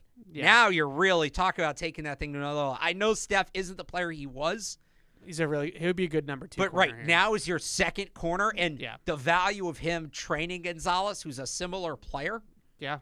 that would take the thing to another I hear level. you. I'm all for them bringing back Stephon Gilmore. I think though that they'll be all right, and what I'm hoping that is going to happen is that one of these younger guys, Bolden, Dial, Austin, allows them to push John Jones back inside. That's the best case scenario. I do also think that they're going to play a decent amount of big nickel and have like a Jabril Peppers play as like a slot defender, especially against teams that run real base offenses, 12 personnel or something like that. I do think that that's going to be a lot early downs. And so really what we're talking about in terms of getting 3 corners out there might be more of like a third down, pass game type of thing. And ideally I would like in those situations, John Jones to move back inside to nickel. Yeah. And then you have Dial, Austin, Bolden, one of those guys. Throw Mikey Victor in there too. Mikey Victor? Yeah. Okay. You don't even know who that is, dude. I do know who he is, Right. but no. He's 6'2", All-American at the FCS level last year. The guy's got something there. I'm teeny, and I know it was offensive reset and we're doing defense, but teeny weeny bit interested in Isaiah Bolden coming back. I thought he had a decent start to camp last year. He did. That injury stunk. Like that was such a downer for the whole start of the year. And I know I'm not saying the Patriots were going to like be a Super Bowl team last year if this didn't happen, but Isaiah Bolden getting knocked out against Green Bay and then like us coming home instead of going to Tennessee and like that whole thing just derailed the whole plan for training camp. Isaiah Bolden, thank God, is okay, and it really didn't have it doesn't sound like any long-term ramifications from that, but that whole thing stunk. Yeah. So I'm rooting for him. I hope that he comes back and is a player for them. Yeah. All right. Receivers. Want to do receivers, and then we'll end. We'll do line and receivers, and then we can end with all these emails. We're getting a lot of emails, so thanks for that. Ready for me to name the 11 receivers that they currently have on the roster? Well, they have no UDFA, so you're going to get them all. Fair enough. Juju Smith-Schuster, Kendrick Bourne, Demario Douglas, Jalen Polk, Javon Baker, KJ Osborne, Jalen Reagor, Tyquan Thornton, Kayshon Boutte, Kawan Baker, TJ Luther. There you go. 11.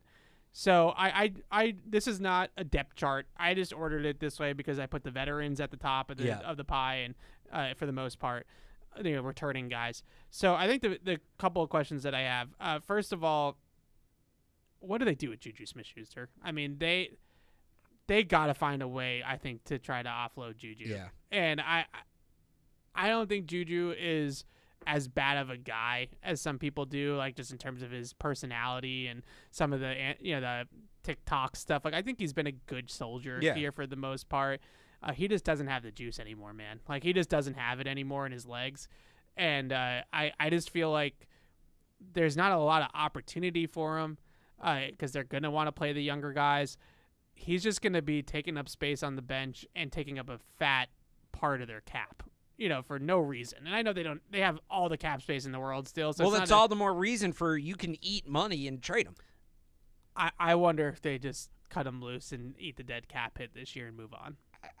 they got a 7th-round pick for Jonnu Smith. I mean, I wonder if they get something for him.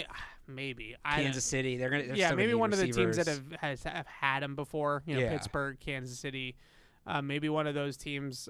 You know, Kansas City's added a lot of receivers though. You know, they drafted you know, a lot of guys, and they've brought, I think they might be bringing in Zay Jones too. Like they brought in a lot of guys, but I just, the whole juju of it all is just I think that for everybody's sake, having him around and having him not playing but being the most expensive receiver on the roster, that just doesn't, for vibes, that's just not a good idea. Yeah, no, it's tough to see, and also just they've talked about playing the kids, and he's not going to play a ton. You figure it's going to be a weird situation having him around. The other thing I think is going to be a little bit weird is KJ Osborne, who I think is going to be on this team. I think so too, and I think that he actually could help and contribute, but you drafted 2 guys in Jalen Polk and Javon Baker that need to get on the field. And I think with Polk especially, but I think with both of them, there's actually a little bit of a skill set overlap there with KJ Osborne. And there's already a little bit of overlap with Kendrick Bourne as well. Like, there's a very good chance that KJ Osborne was signed to not play. And I think he's going to be on the team. He's probably the 5th receiver. And it's not a juju situation where they gave him this huge contract and it's awkward and it's weird. But I do think it's a little bit interesting that they targeted KJ Osborne. I'd say they didn't give him huge money. I get that, but they looked at him as a guy after Calvin Ridley. You know, they pivoted quickly to KJ Osborne. I wonder where his fit in all of this is now that they drafted all these guys. You can't have too young of a room. You need some veterans in there, right? And Pop Douglas just coming out, is coming off his rookie year, and you drafted 2 guys, and you need some veterans in there, and obviously he makes much less than Smith-Schuster. Yeah, so that's a factor as well with this, and. The other thing I think is also interesting is we got Jalen Reagor and we got Tyquan. And I think they're kind of battling for it if they do keep 6 guys. And you have Bourne, you have Douglas, you have Polk, Baker, Osborne, I think are on the team. Yeah. Whatever happens with Juju happens with Juju. Well, you could put him into that battle for the 6th wide receiver. Maybe he proves a valuable mentor or something. To me, and I think they're going to give I know a lot of people are looking at this offense that they're going to be running and seeing some value with Tyquan, but he doesn't bring any return value. And since Jalen Reagor does bring that return value, you have to be somebody that's going to contribute in the kicking game, I feel like, to make a team as a 6th receiver, Right, and Reagor does. Reagor will be, kick return option. Primary kick guy. Really quickly, the rookies, Baker, Polk. I don't even know what expectations are for them right now. I think it's something that we are going to have to look and see. Kind of with Drake May, we're saying the same thing. We'll see when we get out there. I do think that Jalen Polk is going to play a lot right away. I think he's going to be in a volume role. I think he could be a guy that's not just playing a lot early, but involved a lot early. You draft him with a top 40 pick. He is one of those like steady high floor type of guys. That's the reputation you're getting with him. I think he plays early and often as well. So there's receivers. I don't really think there's very much else to say about it right now. I know it's a position that people are excited about. We got to see it. There's just so much we have to see. Last thing I'll say about receivers, and then Marine, we're going to take a break if that's okay. Yeah, he's good. Demario Douglas.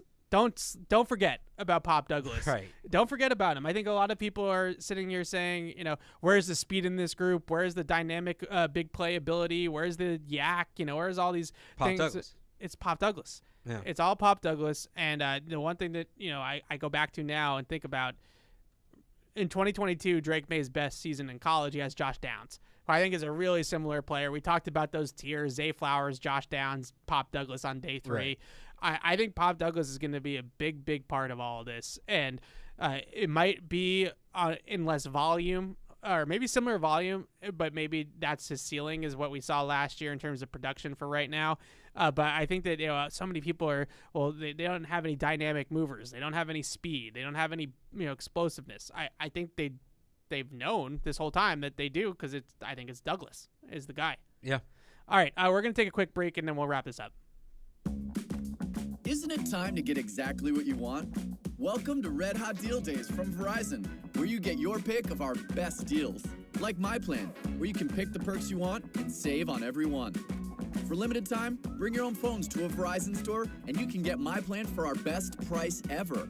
Get exactly what you want in your phone plan and only pay for what you need. Bring your phones to your Verizon store today and get my plan. These deals won't last. It's your Verizon. When someone accidentally threw away the school play costumes, Oh no. replacements were shipped with FedEx. And with picture proof of delivery, everyone could focus on the perfect opening night. FedEx, where now meets next. For residential delivery only.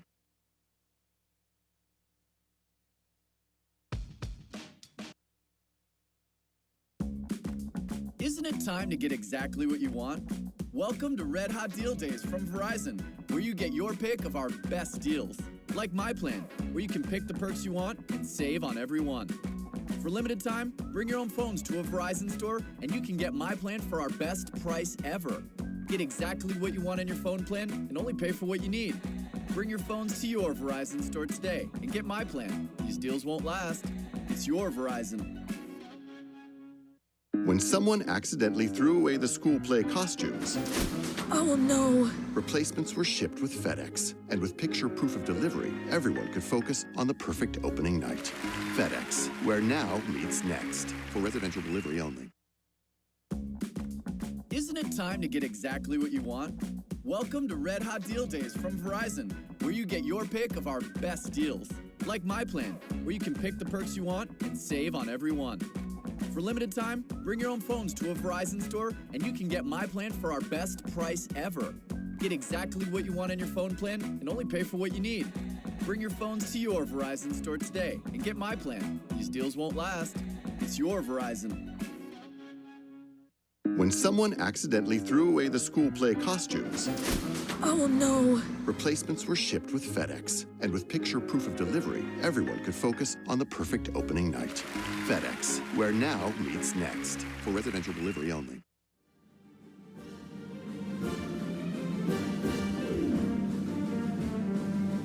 Hello. I think it's great that the only reason why we take a break on this show is when one of us has to use the restroom. Pretty much. That's it. We're not breaking for lunch like on PU. Right. We're not. Paul's not hungry. We don't have to break for lunch.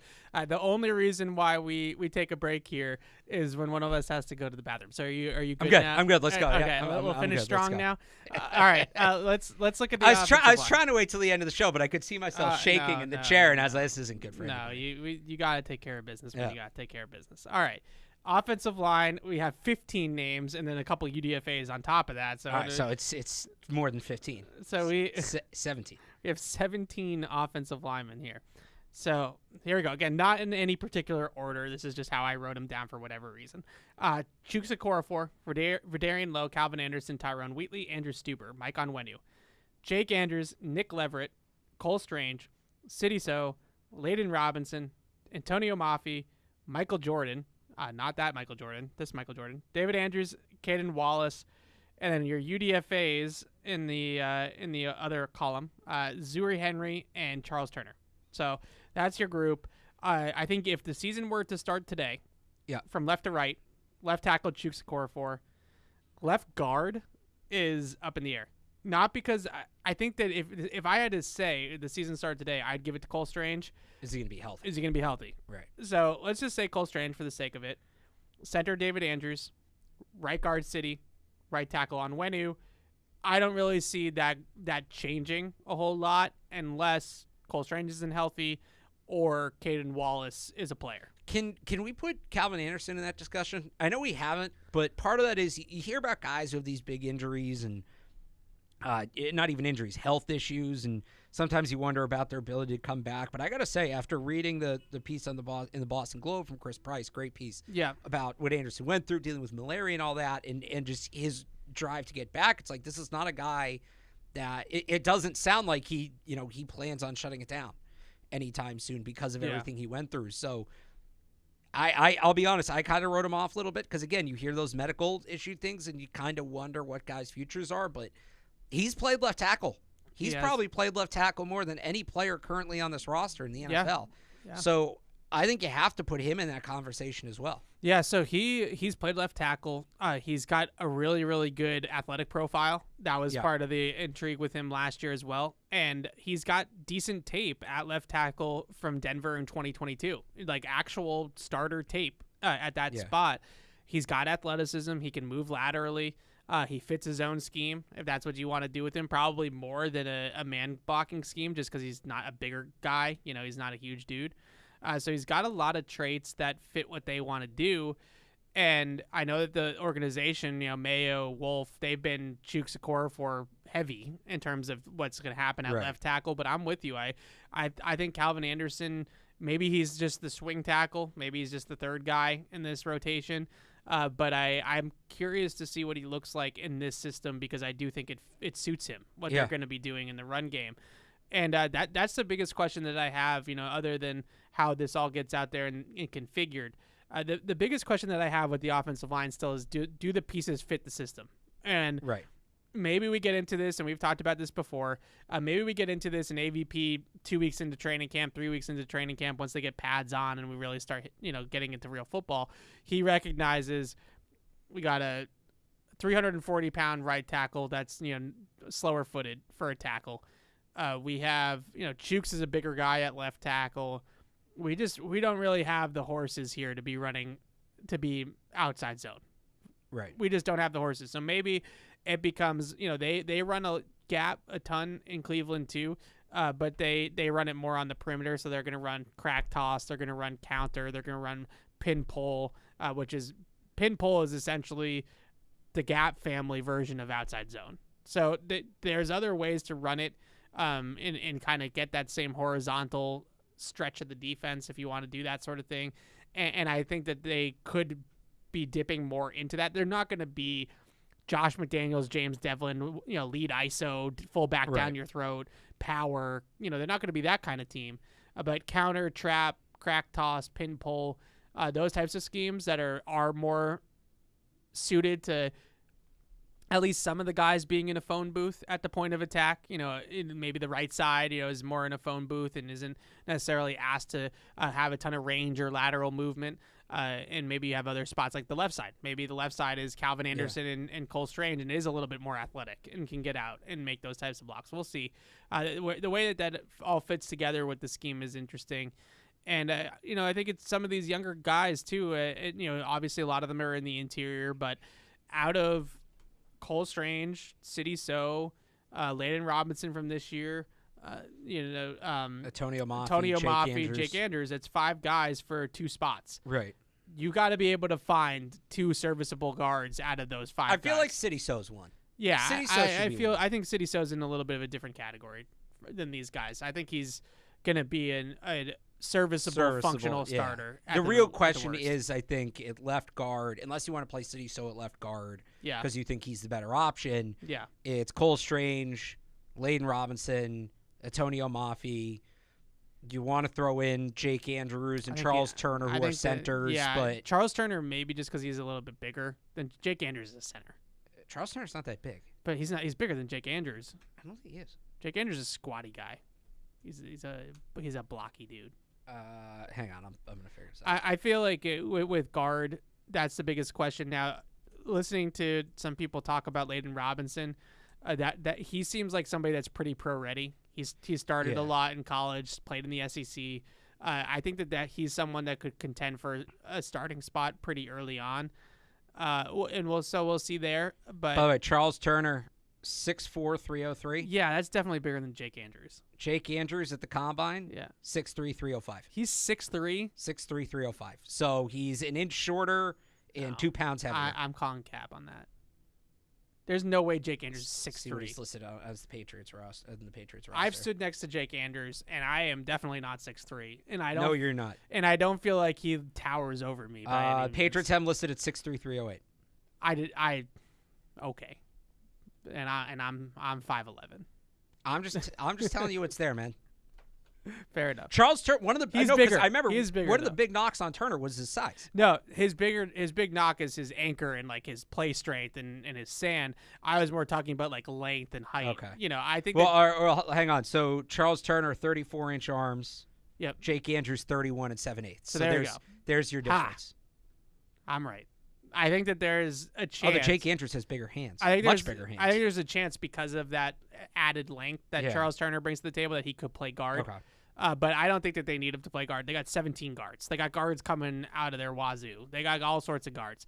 If they can't find 2 guards that can play out of the 16 guards that they've drafted in the top 150 over the last couple of years, they're in trouble because that's not good scouting. Well, we said that going into this year. They drafted Layden Robinson, so even more so.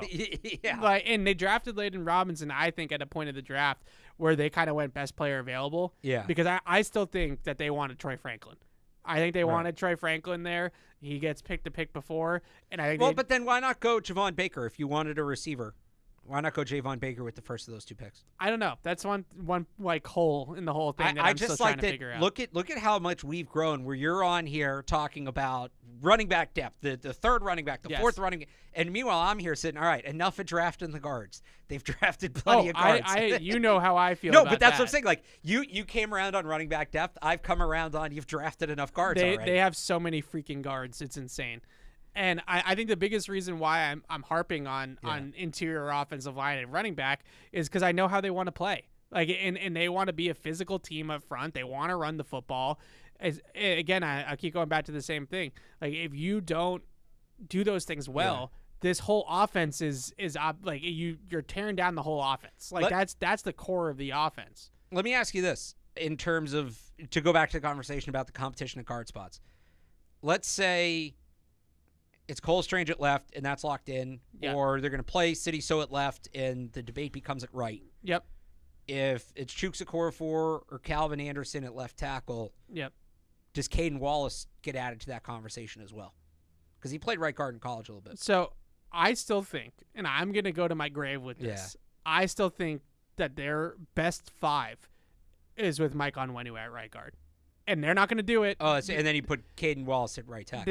They've made it very, very clear that he's playing right tackle. He said it to us, was that last week? Yeah. That he's playing right tackle. They paid Somebody asked him about left tackle. They paid him like a right tackle. The organization's saying he's a right tackle. The difference he's saying he's a right on the tackle, money, so I'm going to have to let this go. The difference on the money is not that far off. He's the 5th highest paid right tackle in football. At guard, he would be the 3rd highest paid. So it's not that much of a difference. And I'm probably going to have to let this go. But no, stand on the table. Fight for your take. No, when I say let this go, I just mean this is what they're doing. So, you know. This is me with Mike Onwenu at right tackle all last summer. I don't think it's the right thing to do. I think the right thing to do in my mind at this on the offensive line is Caden Wallace eventually assumes the role of right tackle. Yeah. His natural position that he played at Penn State. We're not flipping sides. We're not doing all this crazy, circus hoops to try to make this work. Caden Wallace at right tackle, his natural position. Yes. Mike Onwenu at right guard, his natural position. Yes. David Andrews at center. We know his natural position.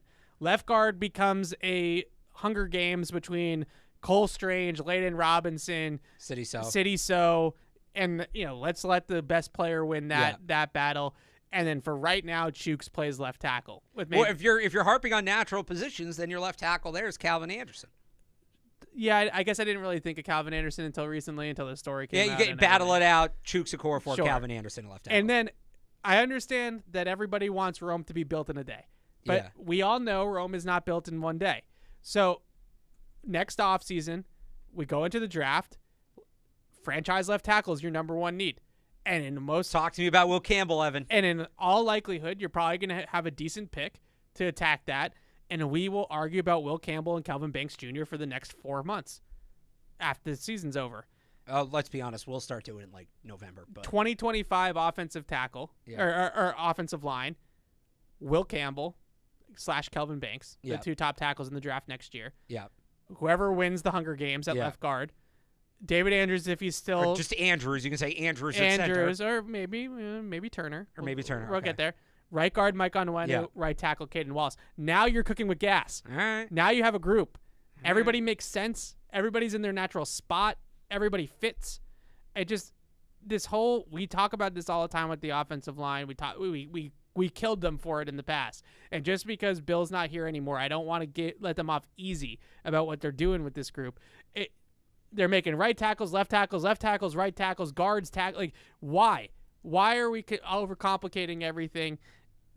It makes no sense. It never ends up working, right? It always, in theory, it's like, oh, well, he could play right tackle, and he could play left tackle. It'll be fine. It'll all be fine. my plan, basically, at left tackle is your weak spot. You know it's probably going to be a little bit of a weaker spot anyways, regardless. But you have a placeholder at left tackle. That's all it is. Yeah. Because next year you're going to have the 8th overall pick, and Calvin Banks Jr. is going to be a Patriot, and he'll be your left tackle for the next 5 years, hopefully 10 years, whatever. Yeah. I just feel like not only is that, I think, maximizing the group that you have currently, but I also think it's just like you're just dropping in the high drafted tackle next year, and now you're hitting the ground running. That guy's going to be able to play as a rookie. Well, but can't you still do all that next year and keep the way you have it this year? Yeah, but then you're now on Onwenu's going back to guard, and then you're just like you're continuing to mess with everybody. You're giving Mike Onwenu a real full season, and when I say that, I include the offseason and the buildup. He's never had this at right tackle. Yeah. So you're giving him a real... I think he's going to be a fine right tackle. I just think... What if he's more than fine? Maybe, but I still feel like their ceiling as a group, or as a 5-man unit, is higher with him at guard and Caden Wallace at right tackle, because that's where everybody should be. And I just feel like as a group... But what if you come out... What if Mike Onwenu comes out as like a really good right tackle because he's actually had the chance to work on it? And then you have Onwenu, so are Caden Wallace at right guard, Andrews or Turner. You figure it out at left guard. You can still add the left tackle next year. Like you can, in theory, it's similar. And if Onwenu's not really at right tackle, then you still Caden Wallace. Yeah, Onwenu, center Andrews if he's still here. If not, figure it out. City So or City So at left guard at that point probably because you don't need the right guard, and then Will Campbell, Calvin Banks at left tackle. I think the biggest question just is, and it's an age-old debate in offensive line land, which, is a land that I frequent. Would you rather an all-pro caliber guard or a starting caliber tackle? Starting caliber tackle. Then Onwenu is a tackle. Yeah. Right? That's the difference. Especially for this team that, without him, do they have a starting caliber tackle? And on either side. That's the thing. I don't know. Like, I get for this year why it makes sense. Yeah. I just think long-term, and I'm right now, because of where they're at as a team, it's all about the long term. I don't care about what they do in 2024 record-wise. I really don't. I just don't want them to get the damn rookie quarterback killed. Right. That's all I care about. Which is why I think making sure your tackles are solid is more important. And when I say, I'd rather have this serviceable tackle than the all-pro guard, I think that's very situation dependent. Yeah. I say that for this team as it exists right now. That answer could change as the roster changes. Okay, so I think left guard's a big one still. Yeah. I don't think Cole's... I'm like lightly penciling in Cole Strange, but I'm not sharpieing in. I think it was very telling when Elliott Wolf had his pre-draft press conference and he got the question that was, do you think you're ready for rookie quarterback? Yeah. And he started listing off players. He mentioned Hunter Henry. He mentioned Ramondre Stevenson. When he named the line, he named David Andrews, Chuks Okorafor, Mike Onwenu, and the 3 guys they drafted last year. He didn't name them, but he said the 3 guys who drafted last year. He did not. He was clearly in the mindset of thinking through the starting lineup. Yeah. He did not mention Cole Strange in that answer. Yikes. I think that's I said it then. That's when I started to believe they might actually take a guard. I didn't think they would before that. I think that was very telling. A very telling non-comment. Yikes. All right, so that's the offensive line. Last thing on the offensive line, my guy Chuck Turner. I think Charles Turner's got a chance. I think he's got a chance to make this team. I think he's a center, probably long term. He's gonna have to put on real weight. He's gonna have to add some weight in general and just like some girth and play strength and grit to his game. But he's an athletic center. He's long, good height, good arm length for the position. Zone blocking center, I think, can fit. SEC experience at LSU. Very, very battle tested in that conference and starting multiple years at LSU. I think that there's a chance that he could beat Jake Andrews out. So he's basically this year's Cody Rusey. Yeah, but better player. Okay. I think what the biggest thing with these centers, and you probably remember all the names better than I do. There was a ton of centers drafted this year. It was a good center class. It was a really good center class. Jackson Powers Johnson. The kid from Graham Barton from Duke. Yeah, Wisconsin, right? The Wisconsin center. Yeah, Bortolini. Bo Limmer from Arkansas.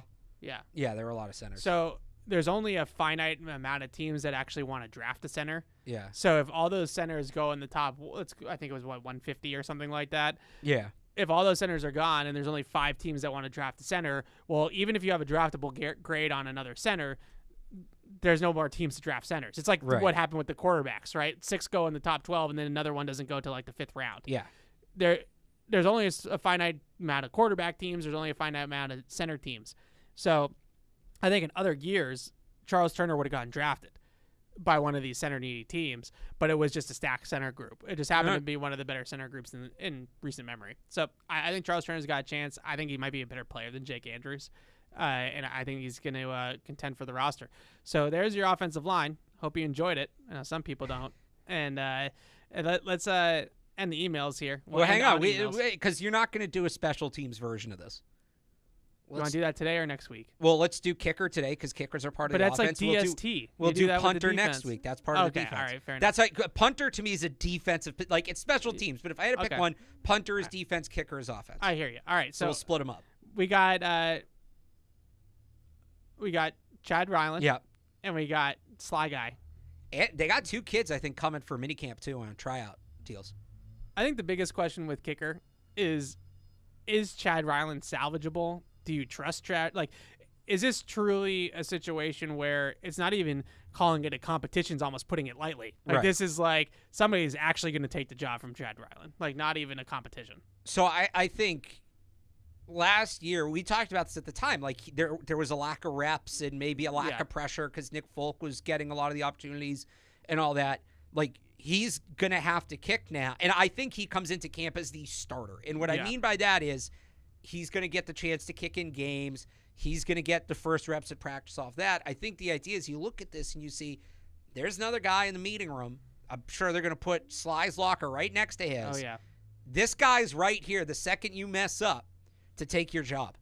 And how does he handle that? Because I think last year it was mental more than anything else for Chad Ryland.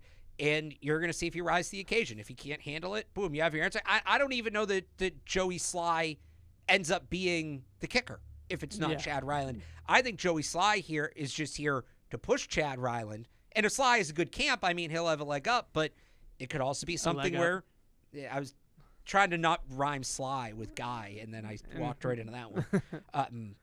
Some could say that he has a leg up. Yeah, there you go. When people say, oh, this kicker's got a leg, and it's like, actually, it's 2 of them. I think Sly's here to push Ryland. I think he's here to test him.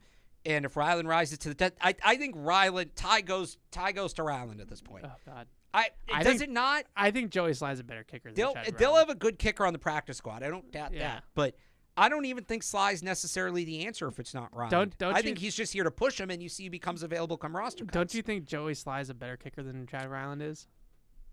I mean, it's hard to be bad. Like, I'm hard to be worse. No offense. Well, but like I know 60% of his kicks. But I know who Chad Ryland was in college. Yeah, and I've seen Joey Sly enough in the NFL that like he's better than the version of Chad Ryland we got last year. Okay, but I think Joey Sly is what he is. Yeah, and if Chad Ryland can be the guy, get back to being the guy he was in college, Joey Sly can't touch that level. His leg's not as big. He's not nearly as consistent with his mechanics. It's not the same. He's not the same guy now. But that's the point. If Ryland's spraying it in camp, then yeah, you keep Joey Sly because he's hitting the porta potties. I say this a lot about kicker. You just want to know what you can expect, even if you don't have the best kicker. And that's what was so great about Nick Folk. Yeah, Nick Folk didn't have the range that some of these other top kickers do, and I think that's why teams overlooked him. But it was just nice to know. All right, if we're inside of 40 yards, he's going to hit it. And they kind of took that trade-off of he doesn't have as big of a leg for we just got this guy that can hit the kicks we need him to hit, and that's it. Yeah. Joey Sly, he's not going to be Nick Folk, but Joey Sly is the guy like, all right, we know what he can hit. We know what he can't hit for the most part, and we can operate within that framework. What's scary about Chad Ryland is you don't know. You can't plan around that. And that's the biggest issue you can have as a kicker. So he's got to show he can be more reliable, and if he can be more reliable, he can hit kicks that Joey Sly just can't hit. So he was historically bad last year. I know he was. So I think this is a wide open competition. And let me be clear. This isn't a defense of Chad Ryland. I hear what I'm saying, but I'm just kind of laying out the stakes. That's why if they're both a mess, Oh God. the tie well, if they're both a mess, I think you bring a third guy in. Yeah. But if they're both about equal, Ryland gets the edge because he still has that potential. Yeah. But he needs to prove a certain baseline, or I guess the point I'm trying to make is it's not Ryland or Sly. It's Sly to see what Ryland's made of, and if Ryland's not made of it, the field. then it becomes the field. Like Yeah. you said with the running backs, right? Yeah. Does a Nick Folk become available? Does Nick Folk become available? Does he come back, right? Or does you get another wouldn't rule it situation out. where a team has two kickers, or we'll see. Honestly, you texted me about this the other night, and it was Yeah. a good point. Look at you making kicker points. Did I make a kicker point? There's some guys in the UFL right now freaking killing it. Oh, so who's the guy? What's his name? There was a couple. I don't remember who you texted me about. No, the kid that is making like the 60-yard the kid field in Michigan, Yeah. So he was a punter in high school. He didn't kick since like his sophomore year of high school or something. Jake Bates. It's Brandon Allen, right, with the Cowboys? Brandon Aubrey. Brandon Allen's Aubrey. backup quarterback. Jesus Christ. This is how much I know about kickers. Aubrey, it was like off the street, and he was an all-pro kicker and was nails for the Cowboys last year. Like, you got to try to find if this guy might be the next Aubrey. He might be. There's a couple of guys in that league, like Matt Coughlin, who's in Memphis right now. Yeah. He's been very good this year. There's a lot. The one thing that Taylor Russolino has been good. The one thing that this spring league has churned out It's kickers. for years is kickers. Yeah, Nick Folk was in the Nick spring Folk league. was in the old world spring league. The World League, I think, is what the Folk alliance. He was. wasn't even in a league. He was in the Alliance. It was the Alliance of American Football, the AAF. I am Shout out all- to the I am Arizona all- Hotshots. I'm all for the guy that's booming 60-yard kicks. So that's Jake Bates. I would I'm all for not it. be surprised if maybe it's right after that league ends, and that's going to be this is week 7 for them. So 7, 8, 9, 10 semifinals championship. So they've got you knew 6. that off the top of your head? Yeah, I write about them occasionally. You know that. So that would be, I think their championship's like the second week in July. So it'd be right before camp. Bring him in. I would not be surprised if they call one of these guys, and one of these guys ends up in the battle with those two, or maybe instead of Joey Sly. I'm taking Your Bates team, kid. Jake Bates. I just give him the contract. Let's get this over with. I mean, that guy, he's made like multiple 60-yard field goals. Well, he only handled kickoffs in college, He's made multiple. and then he came to the NFL as a punter. He's made multiple 60-yard field goals, and I think he's made some game winners from like distance. Also, He hit a 64-yard game I'm winner because it was the same in. goalpost that because they were playing at Ford Field. It was the same goalpost that Justin Tucker hit the game winner on. It like looked similar. So basically, you're saying he's the next Justin Tucker. I'm not saying that. I'm not saying he's the second best kicker of all time. But All right, so nice. We have a few more minutes here, so Yeah. we'll go rapid fire through these emails. what's the kicker's name again, Evan? Jake Bates. There you go. All right. Yeah, and Brandon Allen, right? Yeah. I'm gonna be watching now. I'm gonna be watching. You need to watch the UFL to keep seeing if your guy Jake Bates holds up. I will follow it on Twitter, and every time now I'm gonna steal one from Mike Cadlick, and I'm gonna use the Patriot meme every time he makes a kick. You need to get an alert for like every time he's kicking a field goal, so you can turn your TV on. So this might be a little bit longer than the rapid fire that I wanted to do. Okay. But Guillermo just emailed in, and he mentioned when Bill O'Brien was the offensive coordinator, became the offensive coordinator, we talked about some of the tenets of a Bill O'Brien offense, slot receivers, empty formations, things like that. He was just wondering what we would say that for AVP. So let's each give one because we're trying to go. Play action. Yeah. Bootleg play action. Yeah, I would say marrying the run game with the pass game and the play action. Yeah, 100%. All right. Philip is Tell him the email back that next week. Yeah, that's a little bit longer question. Philip is asking about, I'm not sure. So Christian Barmore has had knee injuries. I guess Chris Sims said that he wasn't practicing full tilt last year because of a knee injury. Okay. He had knee injuries in 2022. I remember that. He heard it in Cleveland. There was rumors that part of the reason he fell in the draft was because of injuries, and it was never specified, but you put 2 and 2 together. Yeah. This is a problem that could go back. And he had trouble staying on the field in college. Like, this is something that so goes back to I don't college. think that the knee is a huge issue, but it might be one of those injuries where he has to sort of manage it for his whole career, which happens for most guys. So this is a question about Marcus Jones. Got a couple Marcus Jones questions, actually. I think that people are just saying, let's not forget about Marcus Jones, and what he can bring to the table. So Marcus Jones is an absolutely electric. This is from Bronson. Marcus Jones is an absolutely electric player when he was on the field. My question is, where do you guys see him fitting into the team, and what kind of role do you think he will play this year? I think he's going to be the primary return guy. Yep. I think that's definitely a given. I think ideally he's like this Swiss Army knife backup nickel safety, kind of like what Miles Bryant was doing for them, but a lesser role on defense. But I think peak Marcus Jones could be the starting slot corner. Yeah, I think that's ideally what you want. We'll see if he gets there, but ideally starting slot corner and kick returner, and I'm sure they'll still mix him in on offense, a couple times a year. Yeah. Let me see what this one is. Okay, so this is a good question that we probably should take some more time to answer in the future, but this is a good question. What would you rather have for Drake May next year in the draft? This is the Penny Sewell versus Jamar Chase. Ah, okay. So would you rather the number one receiver, your guy, Luther Yeah. Burden, or would you rather the left tackle? I mean, I got to see how this year plays out. Probably the tackle, because I just want them to have a left tackle already, and you can go out and you can get, you can trade for a number one receiver, but maybe it works out with Drew Score for Caden Wallace. Like, who knows? But probably tackle. So I think I would probably go tackle. I know you like Luther Burden. You're telling me to watch Luther Burden. Maybe I'm underselling Luther Burden. No, a I little still bit. think it's tackle. I just don't know if Luther Burden is on the Jamar Chase. Well, we're going to find out this year. Marvin Harrison Jr., Malik Neighbors. Like, I don't know if he's that guy, Roma Dunze. Well, we don't know with any of these guys. They still got a whole year left to play. Like, we don't know. Right. So we'll see what happens. Calvin Banks Jr. and Will Campbell are ready to play this year in the NFL, but they have one more year. Right. They have to go They back. got to be eligible. Yeah. So I think that's the difference. Another Marcus Jones question, and just about him playing free safety. I don't love him at free safety because of his size. Yeah. I think that at that, I know like Antoine Winfield Jr. is smaller too, but he's a freak, I think at that position, length and height can matter because you have to high point the ball down the field. Right. And you have to be able to have having a little bit longer arms gives you a little bit more leeway or a little bit more margin for error for breaking up those types of passes that it wouldn't normally have if you're shorter. I still think that Antoine Winfield Jr. is bigger than Marcus Jones. Right. So I don't love him in that role. I don't love Jonathan Jones in that role either. I think that those guys are corners.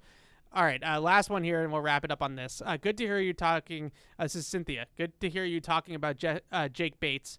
60+ like it is nothing. I've never been so excited about a kicker. I know you hate minor league football and kickers, but I've been falling from home and want him on our team. He's a game changer, and he can only get better. Cynthia, I am with you. This is making me interested in the World League. Jake Bates. And it's making me interested in kickers. I want Jake Bates on the Patriots. He's going to be the next Brandon Aubrey, and I'm excited about him.